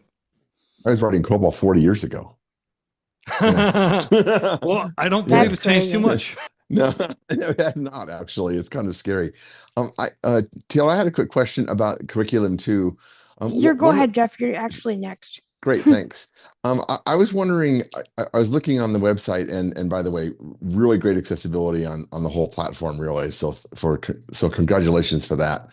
One of the things that blind and low vision students like is to be able to put content on other devices, such as the Victor Reader Stream or other devices, so that they have a separate device for either listening to the content or reading the content and then doing, on the computer itself. So they're not alt tabbing around all the time. You know what I mean? So it sort of segments the experience for them. Do you have a GitHub repo that has all the curriculum in it that we can access, or what is the best way of downloading content? I noticed you can, of course, get to all of it from the website and deal with it interactively, but I was wondering what that process would look like from a download perspective. Yeah, the entire thing is available at github.com/freecodecamp/freecodecamp. Like the entire curriculum is in one of those curriculum folders. If you click through, you may have to dig for a little bit, but you will find it. Yeah. And that's the English curriculum, the Spanish curriculum, the Ukrainian curriculum, all that stuff is like in the different folders. And literally the entire core curriculum there, you can spin it up. It's a little bit of work, but we do have a guide to like running freeCodeCamp locally. And it can be done. And I think that would actually be a really cool project if you had if you wanted to get like a multi-device mode version of freeCodeCamp going, where you could have a session on multiple devices at the same time. Not only would that be helpful for teachers potentially, but it would be helpful for people that want to have like 2 different devices so they don't have to alt tab around. Like I constantly alt tab. I only use a single screen. I only have one thing in focus. Like I have like amblyopia and I can barely see out of my right eye, for example. So I can actually kind of do accessibility testing just by closing one of my eyes, and I can say, I can't read that text. It's like way too small or something like that. So like for me, I always like to have everything very, prominent on the screen. And so I have my own kind of I won't call them accessibility considerations, but just like preferences based on the way I see and the way my brain works, because amblyopia is actually a brain thing. It's not an eye thing. My eye works fine. It's just not sending the information to my brain. All right. So, oh, I'm sorry. Go ahead. No, go ahead. Yeah. Our students really love Markdown content because it's real clean, and so this would be a really cool thing. Plus, it allows you to really convert stuff to speech really easily, because you can get rid of links and things if necessary, and there's a lot you can do to automate that process of getting into a format that's more suitable for them. So all of our curriculum are stored in Markdown format. Oh man, I love you already. Yeah. Okay. I'm a huge Markdown fan. I take all my notes in Markdown just in case I need to convert them into a slide deck. That's awesome. Thank you so very much, sir. Sure thing. Thanks, Jeff. That was awesome, Jeff. I'm sure you're gonna be talking about this for weeks to come. Oh, we have a lot to talk about. Oh God. Anyway, yeah, Jeff loves his Markdown. So yeah, Melissa, do you have a question? And then we'll get to some chat. Just a really quick one. What was the GitHub repository again? I'm writing notes. It's github.com/freecodecamp/freecodecamp. I'll type it in the chat. Oh, I already just did, Quincy. Okay, perfect. Thank you. Oh, you did? I'm sorry, Taylor. I didn't see it. Yeah, if they say, folks watching, if they say restream.io, that is the master chat. So that chat basically is me, and I'm sending things through there that may not be able to go through the regular YouTube chat, such as links, so that they don't get eaten by the YouTube. So yeah, that is the master chat. So yeah, if you see something like restream.io, that is me chatting. So anyway, just Thanks, PSA. Quincy. That's going to be a great resource, and thank you, Jeff, for asking the question. That's awesome. Real quick, we got a couple chats. Everybody's saying, great cause. People are asking questions about how do I get started with AI. Let me just see real quick. I think we have somebody trying to join us. Let me figure that out real quick. It's me switching devices. Sorry. Oh, thank you, Laurel, for letting me know. I wasn't sure who the iPhone was. Okay. So thank you, everybody. So let's go ahead. Laurel, are you ready for the next round of questions, or do you want me to come back to you in just a minute? Nope. I think I can. I got a second. Sorry, I had to switch devices. One of the other questions that I heard from one of our participants, they want to delve in more to freeCodeCamp as it relates to learning how to code. Their dream is to build an AI bot. So they wanted me to ask, how is freeCodeCamp working to develop more resources so that people can specifically learn how to build with tools and bots and other things like that with AI? Thank you, Laurel, because that question got cut off in chat. So I appreciate you telling me about that You're one. good. It was, I didn't even see it in chat. Had it previously before, and I know we've touched on AI a little bit, but they would love to hear even more about it. Yeah. So first of all, we've created several courses. If you start Googling, or if you go on YouTube and you search like AI course, or prompt engineering course, or agentic AI, or retrieval augmented generation course, or vector database, embedding, fine tuning, like all these different terms related to working with AIs, you'll frequently find the top result is a freeCodeCamp course. We publish tons of courses around this. Now, my own personal bias as a teacher is people should learn the fundamentals. They should actually learn how to code before they start Oh, of using, course. AI tab completion and stuff like that. But so I have to caveat, but I know that's not what you're asking. What you're asking is if somebody wanted to build, an AI system, maybe grab an off the shelf foundation model and then add a bunch of functionality on top of it. Like maybe write an app that sits kind of on top of the AI and like ask questions and use the AI as kind of like a database query or something like that almost, and then return content from that AI to like a user interface of some form, whether that's like a Alexa style app where you just talk to it and it goes and does things like shopping for you or something like that. Like you could absolutely do that. There are lots of tools the tools are in flux, but people are releasing new tools every day that you like new APIs that you can use. It's moving pretty quickly, and I wouldn't say that there are like best practices that have solidified yet. At the same time, I would say like you don't even necessarily need that sophisticated of like AI or APIs or something to just write a basic thing that works. A lot of it is just web development. Like my friend Sean Wang, who runs if you want to learn about AI and like kind of the cutting edge stuff, he runs this podcast that is basically focused on just what is changing in AI and like, oh, they've got bigger context windows, or oh, it's like they can do like chain of thought reasoning and stuff like that. Like he's just kind of covering the news and the new developments, and he's talking with the people who are building these tools. So that would be a good podcast to listen to. It's called, gosh, I'm so embarrassed that I can't remember the name right off the top, but I do listen to it.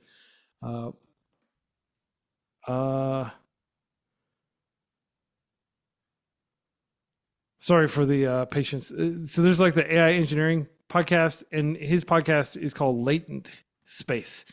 Latent Space. I'll just include a link to it. You don't need to like pay for it or anything, but I'm just throwing this because it's the first thing that came up when I searched for it. Latent Space. But I've talked with him, and he's very excited about this. He builds a lot of apps. He kind of like helped coin the term AI engineering, and had like some AI engineering focused conferences. So what I would encourage this learner to do would be to learn more, like maybe do some queries around AI engineering and find out more about how people are approaching it. And you might be able to find lots of examples of like apps people have built using these tools. I don't know if that fully answers your question, but in short, like what freeCodeCamp is doing is we're just teaching the foundational skills, like the Python, the JavaScript, the SQL, stuff like that, that people are going to need to really fully leverage AI. At the same time, there is like this thing called vibe coding where you basically just tell the computer what to do and it does it and it writes the program for you and everything works perfectly, right? In practice, it's not that simple. And the tools will continue to improve. But my advice to people would continue to be take the time to actually learn, like go through the freeCodeCamp full stack development certification from like top to bottom and just learn those skills. And then you're going to be so much more powerful when you're wielding like a power tool, right? Like a carpenter would not tell you, oh, just grab this chainsaw, grab this table saw, grab this nail gun and you're good. No, they'd say, okay, here's how you drive a nail. Here's how you saw a piece of wood. Here's how you measure things. Here's how you fit wood together. Like, they would be teaching you the fundamental skills, right, during your Yes. apprenticeship, not just how to leverage power tools, because anybody can wield power tools, but when you want to actually get things done, and like at the end of the day, like you do want to actually understand the proper way of getting things done, and then you learn the power tools after you've learned the foundational stuff. That is my philosophy as a teacher. Like, I would never just say like, oh, just watch mine Friends too. and learn English completely from Friends. No, I would say, actually learn some grammar, some basic vocabulary first, and then you'll be able to appreciate, and it'll give you the context within which like you can appreciate and fully leverage the more advanced stuff. Okay, I think it's my turn if I'm not mistaken. So a lot of people have trouble with college. I know that me particularly, right? I went to a school where nothing was accessible, and I talk about college for a reason, and that people still value it for getting jobs. Now, at one point, freeCodeCamp talked about having a bachelor's degree in computer science. I'm not even sure where this has gone, or if people are just hyping it up on like tech sites, but can you kind of tell me about it, or what the status about that is, or if it's Absolutely. even a thing? Yeah, it's a major undertaking, major, like I'm sure. like a decade plus undertaking. So we've developed 3 of the courses that are live on YouTube. Like they're all math courses. We wanted to focus on math first, and so there's like a algebra. I think it's like a college algebra, then like a more advanced algebra, and then like a pre-calculus course. Those are live, and so they're all math focused, but they're really good. We're very proud of the quality of those. And then the goal is to eventually add the rest of the coursework, like the problem sets, the exams, all of that stuff, and then be able to get university credit for it, and eventually be able to get a degree. Now, I'll be completely candid. Like, a lot of things are up in the air right now. freeCodeCamp is an apolitical organization. I'm not going to talk about politics, but I will say, like, the Department of Education, things are unclear what is going to happen there. So I'm not going to act like we're spending all our resources focusing on this, because we have no idea what's going to happen over the next few years. I agree. With universities. So to a large extent, we're just like, okay, well, let's just focus on the core curriculum right now, because people are already using that. That doesn't need to go through some gatekeeper. It doesn't need to be accredited by some, 100-plus-year-old process that costs millions of dollars. Like, to get a university accredited, it's very expensive and it's risky. They may not allow it. They may take issue, like they may require us to get a physical campus. We might not have to meet like all these other requirements that we just don't have the funds to do. So, so those are some reasons why, if you're not hearing a lot of updates about the program, it's because there's just so much ambiguity. And frankly, we think our resources are better spent focusing on things that are immediately applicable to people. I agree. That's something like I've been a developer for how many years? I actually found freeCodeCamp in 2018 from a YouTube video. Don't even know whose channel it was, so I can't highlight them. I don't even know, but I found it one day, and I just started doing it. And then, now I'm trying to help teach people how to code, my day job and my, life. And I love to help people, learn how to code and use AI and things like that. And so that's really good to know about that, because people are probably asking about, how that's going to work, or freeCodeCamp is going to replace their university degree. Yeah, my advice has always been, go to university if you can afford to go to university. Right. Don't go super into debt to get a university degree, wouldn't be my advice. Don't like go to a private for-profit school, really, under any circumstances. If you can avoid it, try to go to public universities that have been around for 100+ years. Like that general advice. Like, obviously there are some really great schools that are relatively new, but generally, like, just find some old, place that's been there for a long time. They're probably going to be there for a lot longer.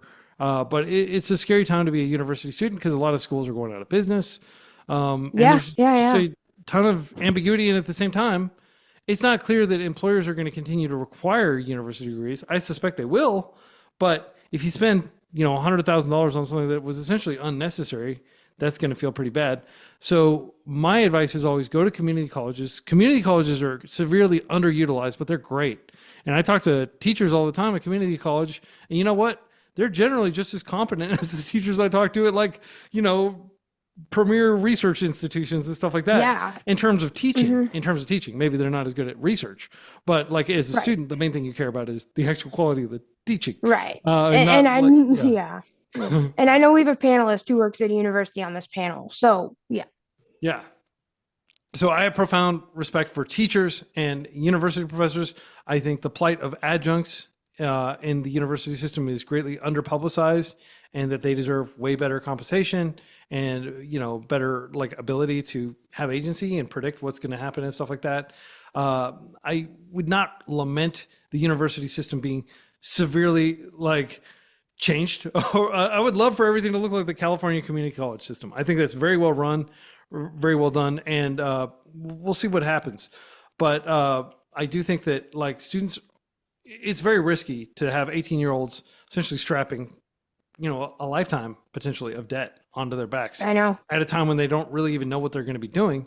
And there's never been a more ambiguous period in the workforce, like since the Industrial Revolution, probably, in terms of like, okay, what skills are actually going to be useful? Like I can tell you with confidence that I think programming skills and math are going to be useful, but I can't necessarily tell you that, you know, using a particular like proprietary tool like Tableau or something like that is going to be useful going forward, or being really good with like Adobe Illustrator or something like the proprietary tools I'm less sure of, but the open source tools that everybody uses, that people are going to be using Linux 100 years from now, right? I'm sure. Like, yeah, like it is not a bad idea to invest in learning Linux pretty well, for example, and being like a sysadmin or learning DevOps and stuff like that. People will need servers. Oh yeah. People will You know, probably we be even using have one. scripting languages. I can tell you what I think is likely to stick around for the duration of your career. But would I bet $150,000 on going and getting a degree in like specifically using No. Linux? I don't know. Like it's a bigger question. That's a really good question. I have a Yeah, piggyback thank you for question, maybe. that. Oh, Laurel, go ahead. Sorry, I was just going to say I have a piggyback question. So, Sure. I have a master's degree in languages, but you know, the only reason that that's relevant is because I know that there are a lot of blind people or visually impaired people or people with disabilities who got a degree in something non-coding related, non-tech related, who struggle to find work. And so they've thought about, I know before I started working for my foundation full time, I thought about getting a full on freeCodeCamp certification and trying to do something with it. I haven't done that yet, but I thought about it. I also know that there are a lot of blind high school students and young adults who might be listening to this either now or later. We have a wide network of teachers for the visually impaired that work with students who are still young and in the school system. But like I said, even there's blind people, people with disabilities who have degrees in totally unrelated things, who may be at various points in their life, whether it's high school or whether it's adult, from a different educational background, who might be looking and saying, "Man, I am wanting to shift. I either want to shift careers or shift skill sets, or maybe for the high school student." I don't know if I can get voc rehab to pay for college for me, because vocational rehab is a whole nother can of worms that we won't get into, but can be very subjective and very not helpful in this country at times. So they may be thinking, well, I don't know if I can get voc rehab to pay for a degree for me, or I can't afford a degree, or I'm afraid of carrying, 50 to 100,000 in debt. So I was wondering if you might, and I know that this might be a lowball question, but I think it could be valuable for people that are watching. I wonder if you maybe could talk about, for people who either are coming out of high school or who maybe have a totally unrelated college degree, if they go and get a full stack developer certification, from freeCodeCamp. I know that there's job resources available too, things like that. But for the people that say, I'm thinking about doing it, but I wouldn't know what to do afterwards, if you go get a full stack certification from freeCodeCamp, what would you say some of the next steps could be for someone? Like if they're thinking about making that leap, but they're not sure what they would do after to really solidify their career or a job or a clear path forward after that, what would you say to help encourage them? So first, I would say there's very little risk in just starting the freeCodeCamp curriculum. Even if you don't make it all the way through, you are still learning. Like, and we basically got like the inverted pyramid. You're learning like the most important stuff first, the most foundational stuff, and then it's getting more and more specialized as you progress.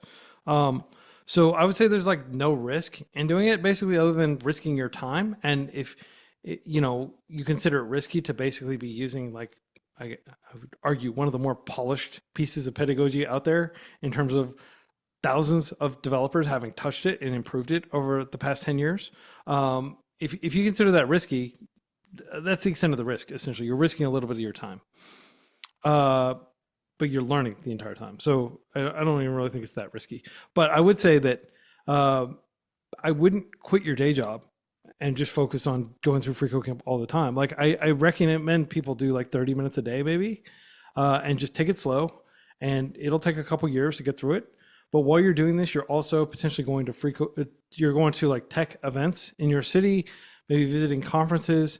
You're also like maybe watching interesting videos on YouTube or listening to podcasts about programming and technology, things like that. And you're kind of steeping yourself in there. So it's just like a multi-year kind of endeavor of gradually building up this skill set.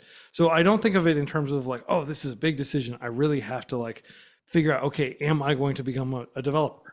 What you can do is you can keep doing what you're doing. You can keep studying. You can keep doing your degree in like, business administration or something, like if you're already in university, and you could just learn programming on the side with freeCodeCamp. And nobody even has to know that you're doing it, right? You just open up your laptop and or your phone. We've got a mobile app, and you learn for like 30 minutes a day. And it's just one of those things, right? And like people start and people stop, people come in and out of the community and stuff like that. But eventually, when people stick with it, they generally are able to go out there and find work. It's not easy. A lot of people, like even people that have like computer science degrees and have work experience that a lot of people, it's hard to find a job. Like it's never been super easy to get a developer job because these developer jobs are pretty important. Like you don't want to just let anybody into your code base, right? Like, Right. So that is what I would say is like the actual risk is extremely low. We want to minimize the amount of risk that people face so that they don't have to overthink it too much. And so like the worst thing that people could do would be like, oh, I'm going to quit this. I'm just going to give myself 3 months to learn to code. And I strongly advise people to not do that and to keep their options open. And most important, make sure that you have income coming in and you've got, your situation worked out. There's diminishing returns that come from learning for more and more. You probably know this because you spend a great deal of time learning language. Like if I sit down and I study Chinese for like 3 hours in one day, well, that is not the same as spending 30 minutes 6 days, right? Like I probably learned way more when I spread that 3 hours of learning across 6 days than I would if I did it in a single day. So it's the same thing. Like to some extent, like going to sleep, your brain processes stuff we don't really know how it works. You wake up and you're just slightly better at that skill, whether that's programming or a world language. So my humble advice would be to just pace yourself and don't think of it as like this big thing. You don't have to necessarily fold it into your identity. I am a developer in training or anything like that. Just don't overthink it. Just put in the time. And I think by not overthinking it and not stressing too much, you make the process a little bit more fun, and it's totally fine if you stop. What I don't want is for people to be like, oh, I can't stop. I've already come so far. Like I stopped learning to program several times when I was a teacher. Right? Like I would stop and like a few weeks later I'd be like, all right, let's try this again, and every time you pick it back up, you're like a little bit faster to like you do retain a lot of stuff. Even if it doesn't feel like it, you do retain, even years ago, stuff I learned years ago is still in there and I'm shaking it loose when I review it and stuff. So I don't know if that answers your question, but I hope that does give you a little bit of peace of mind that learning to code is hard. It is a multi-year endeavor, but it's one of those, it's not a huge amount of time if you're just budgeting like 30 minutes a day. Well, and this is Michael, and a few things I want to say on this topic, and then I have a question for you. Yeah, go ahead, Michael. I started learning to code when I was 9 years old. A friend showed me what was possible with a computer, and now I'm 41, and it's just stuck ever since. And I finished high school, went through some college, and found college wasn't for me. And I'm mostly self-taught with programming. But I think it's partly not what you learn, but when people look at you as a programmer, they look at what you've accomplished, what you've built. When they look at when you're looking for that job. But one of the things too that a lot of people don't realize when they're learning to code is the critical thinking skills that you learn while you're learning to code. And I think that that is the biggest thing that we gain from learning programming is we learn, hopefully, how to think critically and how to say, okay, if I'm doing this thing, this is going to happen. So it's problem solving skills and critical thinking beyond just learning the languages while we're learning to code. Um, and I guess my question along with that is, now that we're starting to see vibe coding, and I do what I call partner coding, where the AI does a good chunk of things and I do the rest through manual coding.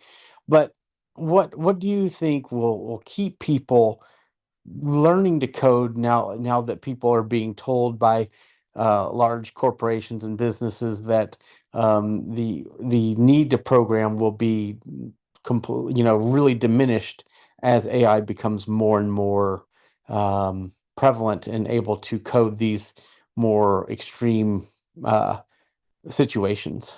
Yeah, I mean, Microsoft front page came out in like 1995, and everybody's like, you don't need to learn how to do web development anymore. Just use Microsoft front page. Nobody uses the front page in 2025, right? I understand the tool is not the same. It is a little bit different. The tools have come a very long way. However, I think that what is going to happen is there's going to be like a Gartner hype cycle. Essentially, if you're familiar with the Gartner hype cycle, essentially, like, and for those of you who are visually impaired, you won't be able to see my hand, but essentially, it's like a big wave. The initial hype builds, and then it drops off. And this happens with most new technology. It drops off, and then there's like what's called the trough of disillusionment. People become disillusioned with it, like, oh man, like all these people were saying AI is going to change everything, and it hasn't changed everything. And then gradually it does creep back in, and there's sustained productivity gains from that. But everything follows this curve basically. And you could look at that like mobile app development. Everybody jumps into mobile app. Oh wait, you can't make money in the app store. Oh, actually you can, but it's just like it's like a little bit harder, and there's a lot more nuance, right? Initially there is no room for nuance, so you've got things like the Nvidia CEO saying, don't teach your kids to code, it's worthless. Nobody's going to need to do that anymore. They're just going to buy Nvidia chips, and Nvidia chips, like my company will do everything for you, don't worry. Like, these are salespeople, right? So of course, like, sophisticated people are going to realize, oh, they're just talking their own book, as they say. Like, they benefit directly from the narrative that like developers are unnecessary, and you just buy these virtual developers from a company, and those virtual developers only cost $1,000 a month instead of $5,000 a month, and they go in and they fix your code base, right? So I think smart people realize that that's not the case, but the average person that may be looking into, should I learn to code? And then now with all of this, they're going to be disillusioned by the talk of all of these companies. And I think that's important for us to give that messaging out there that this is still important. Yeah, well, unfortunately, there are a lot of people out there who believe who believe Mark Zuckerberg, and some of the other people who've been saying these kinds of things. Sam Altman from OpenAI, Jensen Huang from NVIDIA. Those are like the three, like, I guess, more prominent people that I can think of, but there have been a lot of other people. And the narrative just creeps in. You start seeing it in video essays on YouTube. Oh, coding's dead. There's nothing we can really do about it. Like, on my podcast, basically every week, I'm talking with senior developers that have tons of experience doing software engineering, and none of them believe this narrative, but you can kind of you just have to gradually kind of like refute it. And we don't have the megaphone that is like, we're this big billion-dollar corporation or trillion-dollar corporation CEO, and we're going up on a big stage and we're making some extremely headline-grabbing declaration: coding is dead, developer jobs are over. Like that sort of stuff is, as Mark Twain said, a lie can get halfway around the world before the truth can even get its boots on, right? It just takes a lot of time to gradually kind of like refute that. But what is going to happen is there will be a gradual decline in interest in AI, and the hype cycle will run its course. And then people will be like, oh, gee, I really wish I'd like learned to code, instead of just assuming that they were telling the truth about this. And then they're going to be like, well, the old Chinese parable, like, the best time to plant a tree was 20 years ago. The second best time is today. Like, I think a lot of people are going to come back to learning to code. We've experienced a dramatic drop in interest in learning to code on freeCodeCamp, and I ascribe a lot of it to just people thinking that AI is going to take all the jobs, and that it's not worth learning to code anymore, which is sad, but there's not a lot we can do about it. That is the perception, and we just have to wait for the perception to change. But we're not going to change what we're doing. Like we're still cranking, and the tools to learn to code are only going to continue to get better, even as people think that coding is dead and stuff. So we'll ride it out. We're still doing okay as an organization, and it's important for us to recognize that a lot of this is just outside of our control. That's really good insights. And Michael, you were able to ask your question, right? Yes. Yep. Okay. So I'm gonna have Jeff. Jeff, do you have any questions? Not at the moment, Taylor. Okay. Melissa, anything from you? Oh, I'm good. I know you have questions you want to put forward, so I know you Okay. had a list, so go for it. Yeah, well, like I said, Laurel, I mean, if you have any, otherwise I'm gonna ask a question. So I just want Say to make go sure for I'm it. A lot of the considerate. questions on your list are questions that I also have. And I apologize if you guys hear any bad noise when I unmute. I'm in a car now, so I'll mute but I am still here, and I am looking forward to the questions from your list, Taylor. All right, yes, and a lot of them have already been covered in other questions. So, now the question I have for you is, with all this AI, we keep talking about AI, and Free Code Camp is human centered, right? It's human, made and all that stuff, and that's really great, right? We need that authentic connection, but sometimes people need more mentorship or tutoring, or sometimes they kind of feel lonely learning by themselves, right? They don't have peers to learn with. And, for some of those things, like AI bots can help tutor people. I know when I get stuck on coding problems, I open up my ChatGPT and I go into advanced voice mode, right? So are you thinking about how ways to have more both tutoring and like mentoring through AI, but also like more of the community aspect so people can kind of feel like they're not isolated? I know you guys have a lot of like the Discord and other places, but I was just curious about that. Yes. Yeah, we're actively working on tools around this. But again, like I think a lot of these tools are overhyped and their capabilities are Oh, overestimated. yeah. But I use LMs all the time for language learning, for example. And I think they are going to be useful for learning. It's just that like a lot of the hype I think is unwarranted. I think you can learn a lot more from like a structured, well-written article than you can from just a conversation with an LLM a lot of times. If you can find that Right. article that is written on that exact topic that you need to learn, right? Like Yes. I wish you think would be more effective. Like having a conversation with an LLM about a chemistry book or about chemistry, or reading a chemistry textbook that's written by a bunch of experts on chemistry who are Of very course. Of experienced in course. teaching. Like I feel like in education, like everybody treats these as though they're like some sort of like replacement for a lot of these things. And you can absolutely use it to augment it. You could like feed the Oh, chemistry yeah. into Yeah. the, yeah. And so Yeah. we're looking at those kinds of things, but I don't think this is like a dramatic transformation. I think it's like a marginal improvement. Like, okay, now like the efficacy of freeCodeCamp's curriculum increased by 20%. I don't think it's like a 200, Yeah. 5x, 500x. Oh, no. So I just want to that be didn't clear, mean- like that is my thinking. But yes, we are looking into this. I think in terms of mentorship and community, we have the freeCodeCamp forum where a lot of people talk, ask questions. We've got like a you can do this section where you can get motivational help, like just share your accomplishments, things like that. We've got a career section. So people are helping one another there. And that is a big part. We've also got the Discord, and a lot of people hang out in the Discord and help one another there. It's a very friendly, inclusive Discord. And we do not tolerate like people being jerks there. We're very, Yeah. I wouldn't say we're trigger happy, but we're like, yeah, we know that toxic people ruin communities, and we're very good at like identifying and dealing with toxic people. And so we take that very seriously. And I guess like in terms of the mentorship aspect, my thinking has always been like, if you can leverage like an entire community as a mentor, like that is better than necessarily just having one person. I mean, it'd be great to have like a Yoda-like mentor who's you're Luke Skywalker, and Yoda's going to spend like a whole bunch of weeks of his life just like helping you like figure out how to lift your X-wing out of the swamp and stuff like that. But I think in practice, it's very hard to find somebody who's very skilled, who's just going to give you like free mentorship. I think one good option is certainly if you have the funds, just get like a local computer science student from your neighborhood to like come and like tutor you. I think tutoring is greatly underutilized, and it's not that much more expensive than attending like a university course, for example. No. The other thing I would say about mentorship is we want more communities that are getting together, and like we want people to create more meetups, more tech nights at local employers and things like that.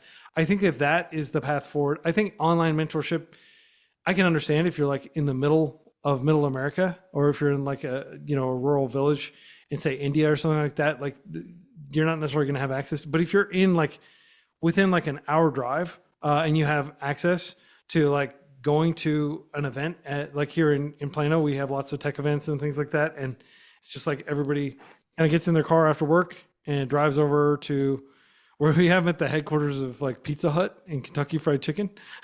it's this big company called Yum Brands, and they host the freeCodeCamp, or like it's now called like Dallas Coders Group.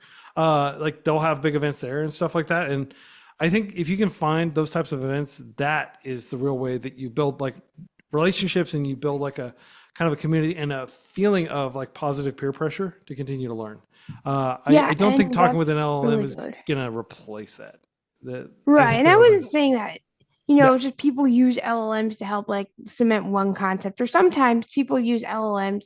Like, let's say that there's a bunch of material that's not accessible, it can help them like bridge the gap.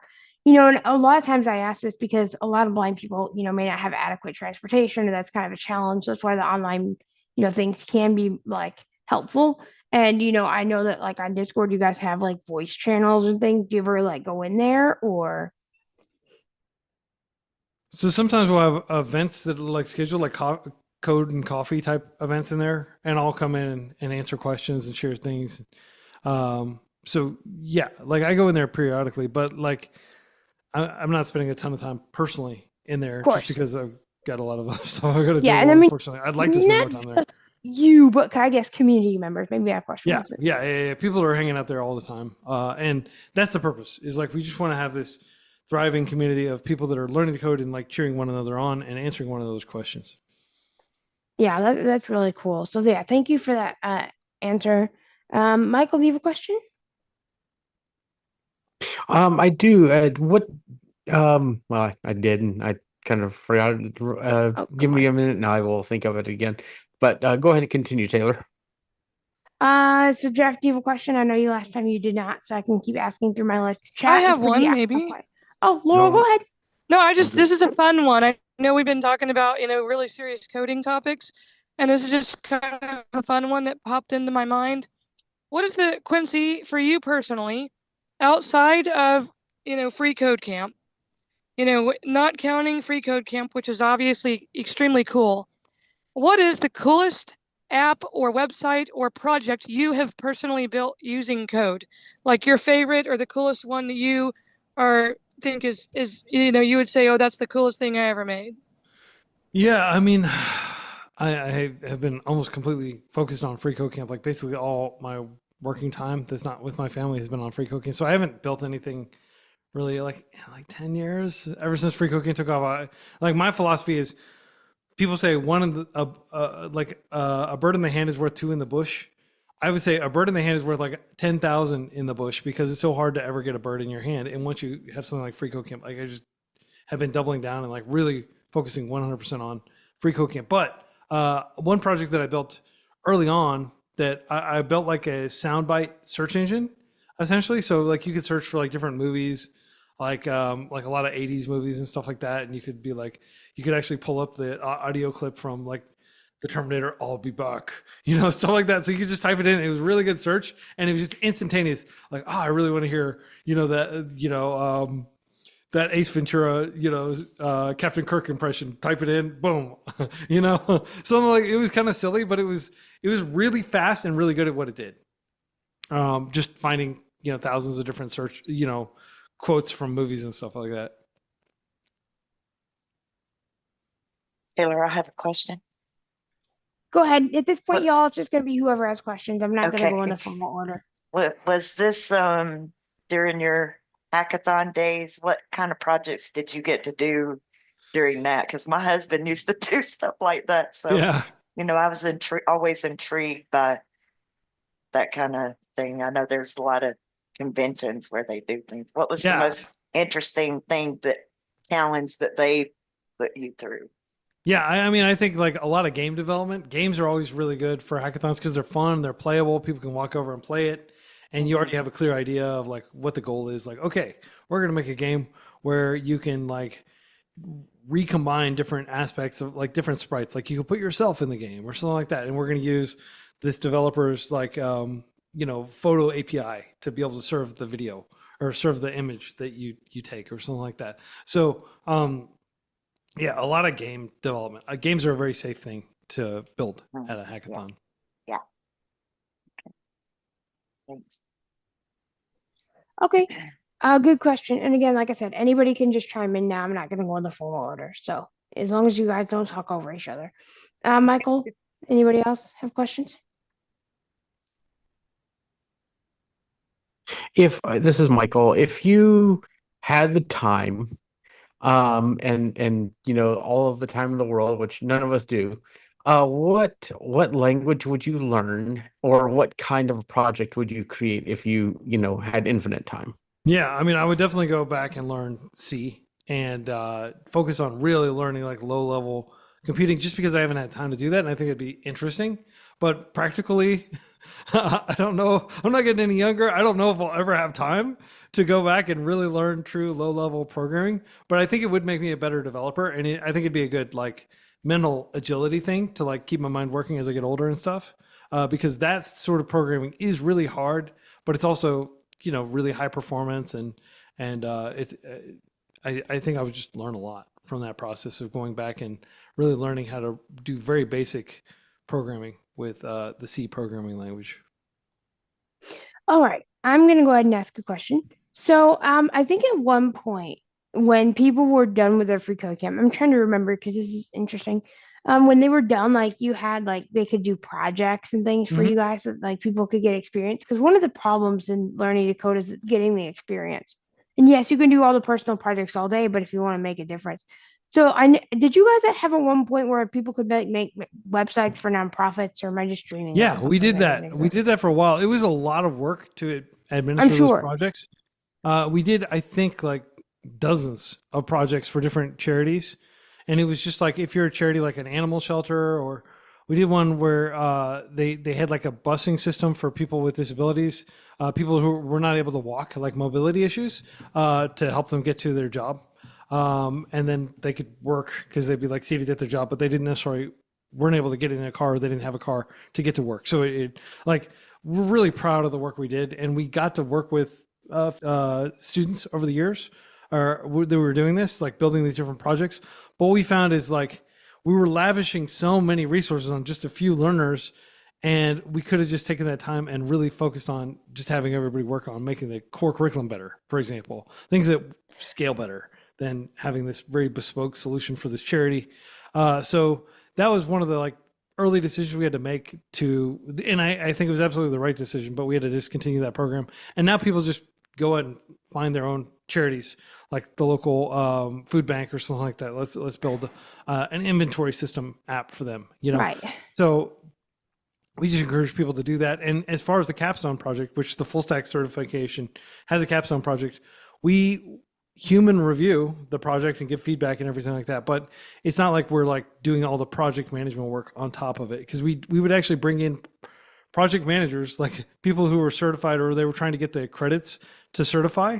We'd bring them in and they'd help manage the project, and then I'd be on the calls. And it was just, I'd spend a lot of my week just working with these charities on these different projects, which was great for the students who got to participate in the program.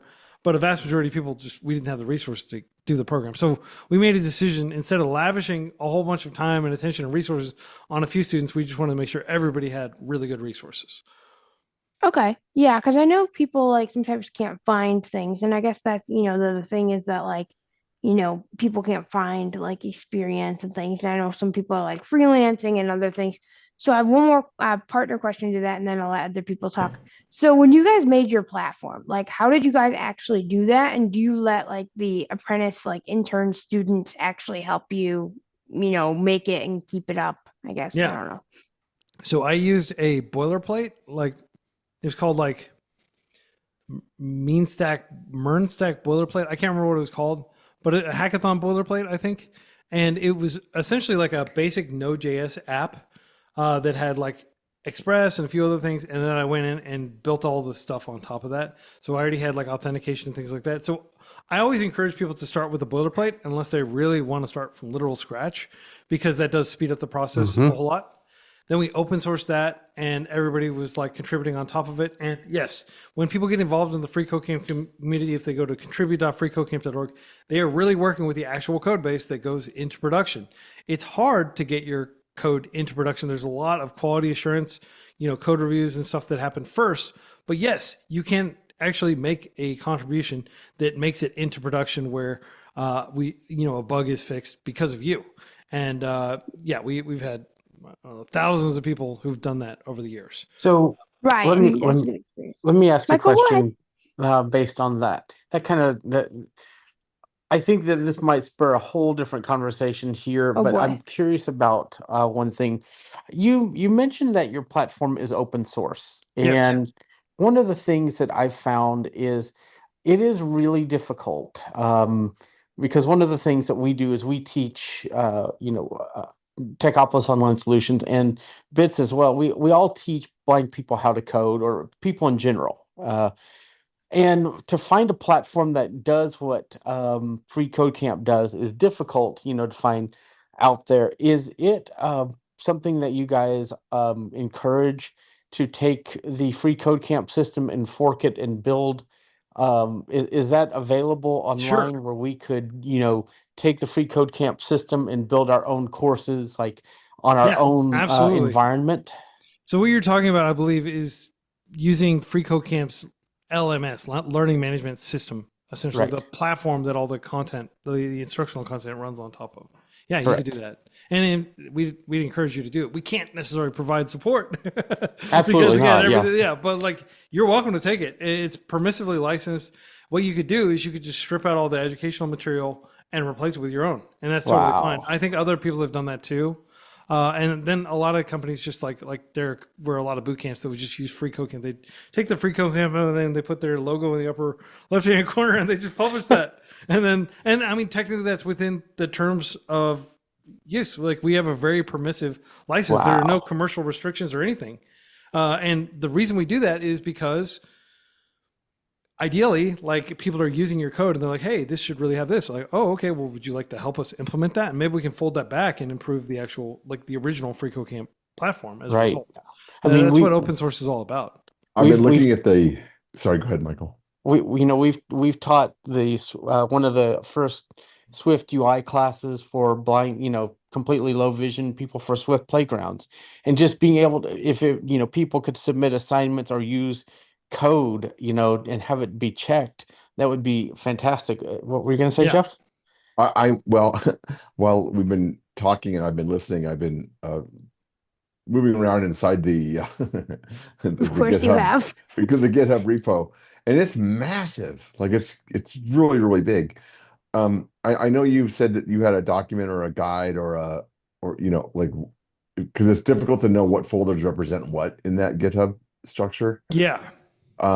We don't have to do that now, but I was just curious if you might be able to share something that. Yeah. I mean, I'd encourage you to just read the contribute.freecodecamp.org documentation, because that does walk through like the structure of the code base along with a whole lot of other stuff. I think that'll probably answer most of your questions. Okay, great. That's fantastic. Okay, thank you. Absolutely.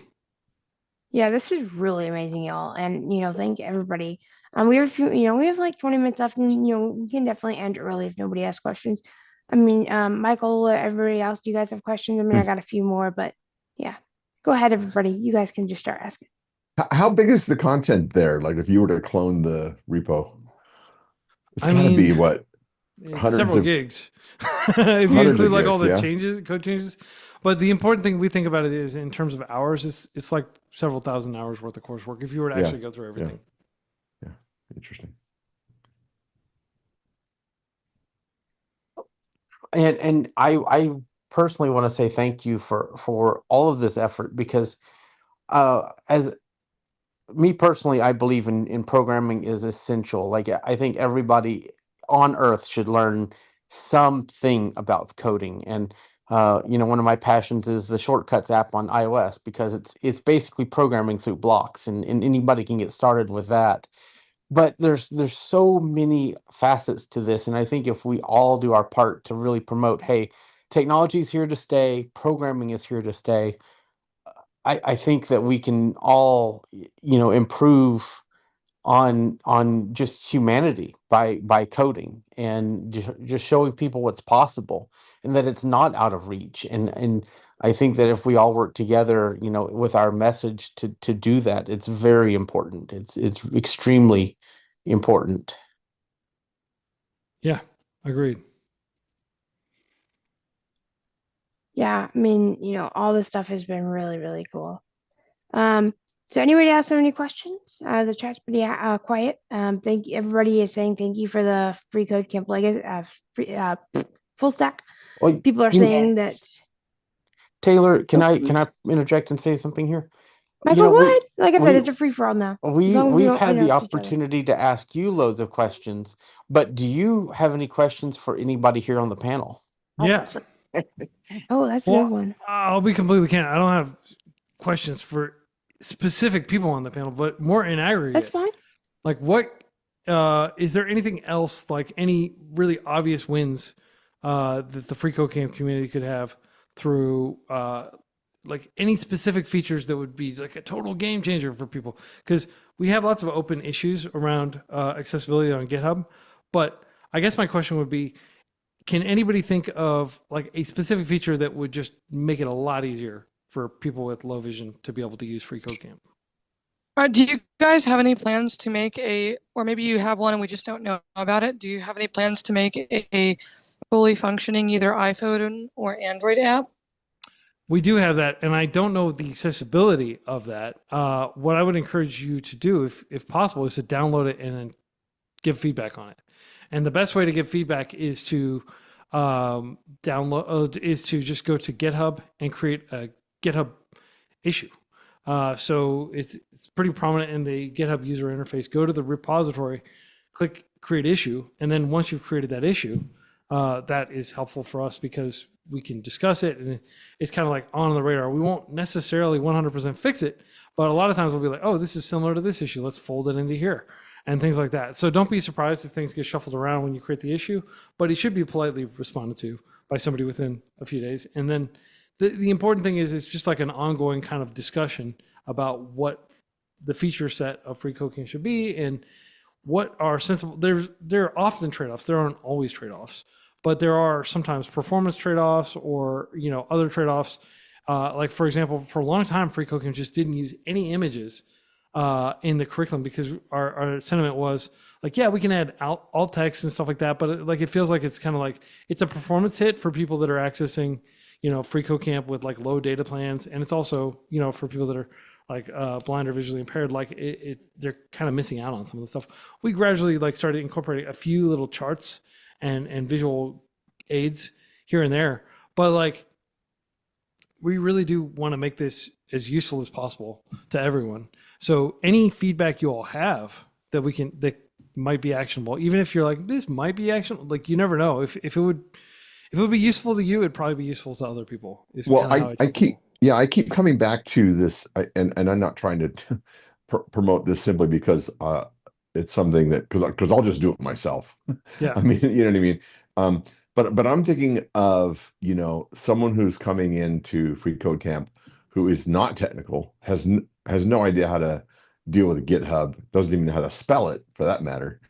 But would love to be able to get content in alternative formats, right? Whether it be, zip files of markdown content or BRF or Braille formatted files or Word or HTML or whatever formats they want, so that they can convert them into something that they can use, on a separate device or on a separate whatever they want to do, right?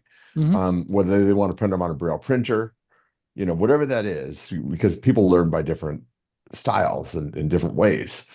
So if you had a way of, once you've signed in and you go to, I don't know, a new menu item on freeCodeCamp where you can give them access to that and you strip out all the technical, infrastructure of content, and you just provide, the chapters, and it doesn't even have to supply the quizzes and everything, right? That they Yeah. should have to do that online, right? I mean, that's fine. But I'm Yeah, just I mean, thinking about, we'd be fine with putting it in whatever format is useful. We just need to have like a clear specification for what that would ideally look like. okay, And then yeah, we might be able to add like a download mode, or I mean, it might not even be something we add to freeCodeCamp platform, but it would just like we have a download your progress. Like you can literally download all yeah, the I data saw we that. have I on saw you. that. Yeah, I saw that. And it Yeah. could be like download the curriculum, and you click it, and it just pulls down a zip file of the current curriculum or something. Like we might be able to do something like that, but Yeah. there is overhead associated with that because like the curriculum's constantly changing, and like so we have to have some sort of task that goes and like bundles everything and gets it ready, then a CDN to feed. So if people would use it, yeah, sure. We don't want to build I things don't know that people that you aren't going would to use, but if there's like an actual like real world use case, then that would justify the development time and the maintenance time. Every time you add a new thing, it's something that has to be maintained. You're moving from one, like we were updating your API and deprecating all these endpoints. Okay, now we got to go and spend a whole bunch of time. I'm not saying like, oh, we won't do it because it sounds like a lot of work, but I'm just trying to give you context into like why a feature may not be implemented, even if it seems like, why not? Why not just add this? And also the more stuff you add, the more complicated the tool gets. But if you can think of like a use case, and if you think of, okay, this is be the format that I would like to have this in, this is a use case for people who want to print out the challenges on a Braille printer or something like that. Like we can do that. Yeah, there's a lot of blind people that like to there's a lot of people that are blind or low vision that would love to just have that on like a book player. Like think of like a Kindle, but more of a just audio only Kindle, where they could just listen to it and then stop, pause and resume as they're doing the challenges, and just have that off of their computer. That's where Jeff's coming from on that. Well, one thing that we could consider is like an audio edition of freeCodeCamp that's designed to be consumed without visual aids. And maybe it could be like a lot of the theoretical concepts, and we could figure out a way like programmatically to just take like strip out certain things, like, okay, strip out the actual interactive code portion and just have like a code example, for example. Well, give us some time. Yeah. Give us some time to look at what you have there, and we may come up with a solution for you. That'd be awesome. Yeah. We would totally be happy. Sorry, I didn't mean to talk over you. We would be thrilled to have an audio edition because most of my learning is actually auditory. Like I spend a huge amount of my time. Yeah. Like I like to go to malls where it's air conditioned because we're in Texas and it's hot, and I'll just go like walk for hours and listen to like a ton of podcasts. And of course, I produce podcasts. That's a big part of like how I communicate information to the developer community is through the freeCodeCamp podcast, which I publish every Friday. Check it out. I listen to it every week. Okay, awesome. I'm thrilled. If I ever say anything in there that you think is like that, this is one way you could help. If I ever say anything and you're like, that's kind of like an asinine take. Like, why does Quincy say that? Like, or if I say a joke and you're like, man, what the heck is up with like Quincy? Like, why did he? Like, I was joking about like, there's more sizzle than steak, and then I was like, oh damn, like there might be some vegetarians in the audience. But like little things like that, like let me know. Or if you think that like, hey, like you said this, and I actually think you might be wrong about this because like I think this technology is much farther along than it actually is. Like one time I was like, I made kind of a joke about Java just being like an enterprise language that like, oh, if you want to go work in a cubicle, like you're in office space, learn Java. If you want to, I think and a lot of people took issue with that. So I don't disagree with you, but I don't either. I think Java is a very hard language to learn. It is. Yeah. And so is Objective C. That was fun back in the day when I learned that. But But like if you ever have feedback on the podcast, please let me know. But to get back to the audio edition, I think it'd be great if we essentially had like freeCodeCamp audio edition. We had RSS feed that gets updated whenever there's like a major change, and it's just like a really good voice synthesis, essentially reading out the curriculum, and it's structured in a way that we have like certain tags in the curriculum built in. We can use meta properties or something like that. Like, okay, just disregard this code. And like just grab like this code example or like figures out a way to rework it to where it makes sense when you're describing a block of code verbally, as opposed to being able to, because there's only so much people can hold in their heads when they're thinking about like a code block. And like with code, I use my eyes a lot because I'm constantly sorting up and down, like, okay, where does this function gets called here and stuff like that. And I can only imagine how difficult it is to work with like a larger, 100, to keep 100 lines of code in your head when you don't have a visual frame of reference. So like the things that we could do to make that easier to learn coding just in a pure audio form, as I always like to say, good accessibility is just good usability. Like people who actually have the luxury of having vision, like they still benefit a tremendous amount from a lot of the accessibility, improvements over the years. I certainly do. So if we could have an audio edition, then I imagine a lot of sighted people would be using it too. Well, there's a platform that's known as Daisy, which is Daisy. Which is actually part of EPUB. It's a derivative of EPUB, but it's a format that embraces both text and audio based content, and it's interactive. So if you're reading with audio, you can pause the audio and look at the text, on a braille display at the same time, right? So that might be the option for you to look at here. But let's we'll Put our heads together. Yeah, we'll put our heads together here and see what we can come up with. Yes. This is you've created a monster, I think, is what's come out of this project. I know. Yeah. We all Okay. created All right. monsters. Cool. Thank you so much. Hey, I have to break in real quick and just say I have to duck out a couple of minutes early, unfortunately, because as the executive director of a foundation, I have another presentation I have to give in about 10 minutes. But I have so enjoyed this, and Quincy, I just am so grateful that you were willing to come on, and that you were willing to give us a chunk of your time. Hold on. I think we lost her. Right when I was basically trying to talk, getting- I had a phone call that tried to go. Yeah. Oh, sorry. Can you guys hear me? Yeah. You're cutting in and out of You're it. cutting in The and moment out. I unmuted myself, Yeah. well, the moment I unmuted myself, someone tried to call me, and I'm like, Ah, "Are you serious?" Of course. Oh my gosh. I was just saying I have to go, unfortunately, Yep. but Quincy, thank you so Yeah. much, literally, for your time and for doing this. Go figure, as soon as I unmute, I get an actual phone call. Oh my gosh. But I have so appreciated that you came and let us interview you for this special Learn to Code Tuesday. I'm super grateful for that and for your time. And I love Free Code Camp and cannot wait to help hopefully introduce a lot more blind and visually impaired people around the world to it. And it's a wonderful tool for learning to code. It's been instrumental to our people every Tuesday, and I am just super grateful for you guys. Super grateful. Thanks for your kind words, and thanks for everything you're doing for the community through your charity work. We just feel thrilled to have this opportunity to help. Well, Absolutely, I'm glad I reached and- out, Quincy.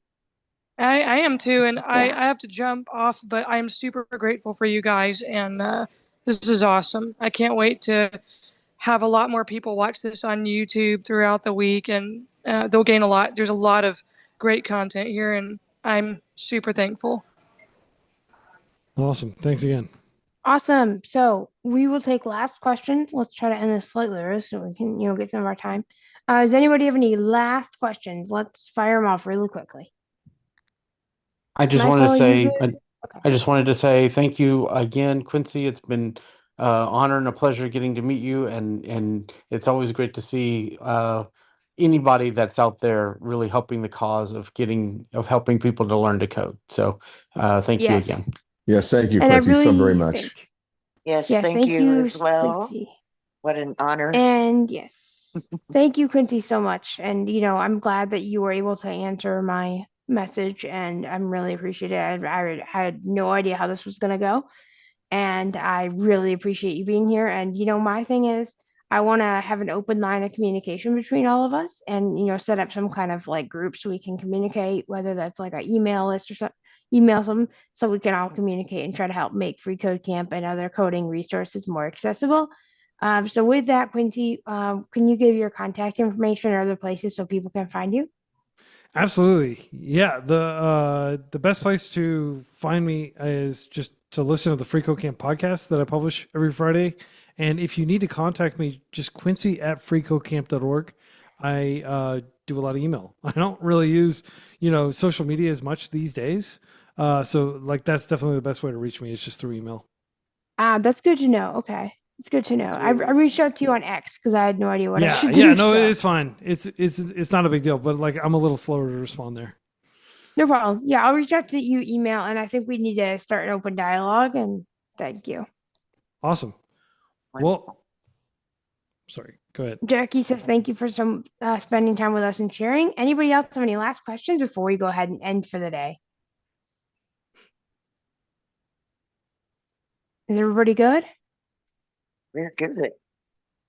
Thanks again Okay. for putting all this together, Taylor. This has been great. Yeah. Yes. Yeah, you're welcome. And Thank you very much. again, I'm going to quickly go with my greeting, my thing. Thank you, everybody, for attending. If you like this kind of content, you can like, comment, share, subscribe, share with all your friends because I'm trying to grow this YouTube channel.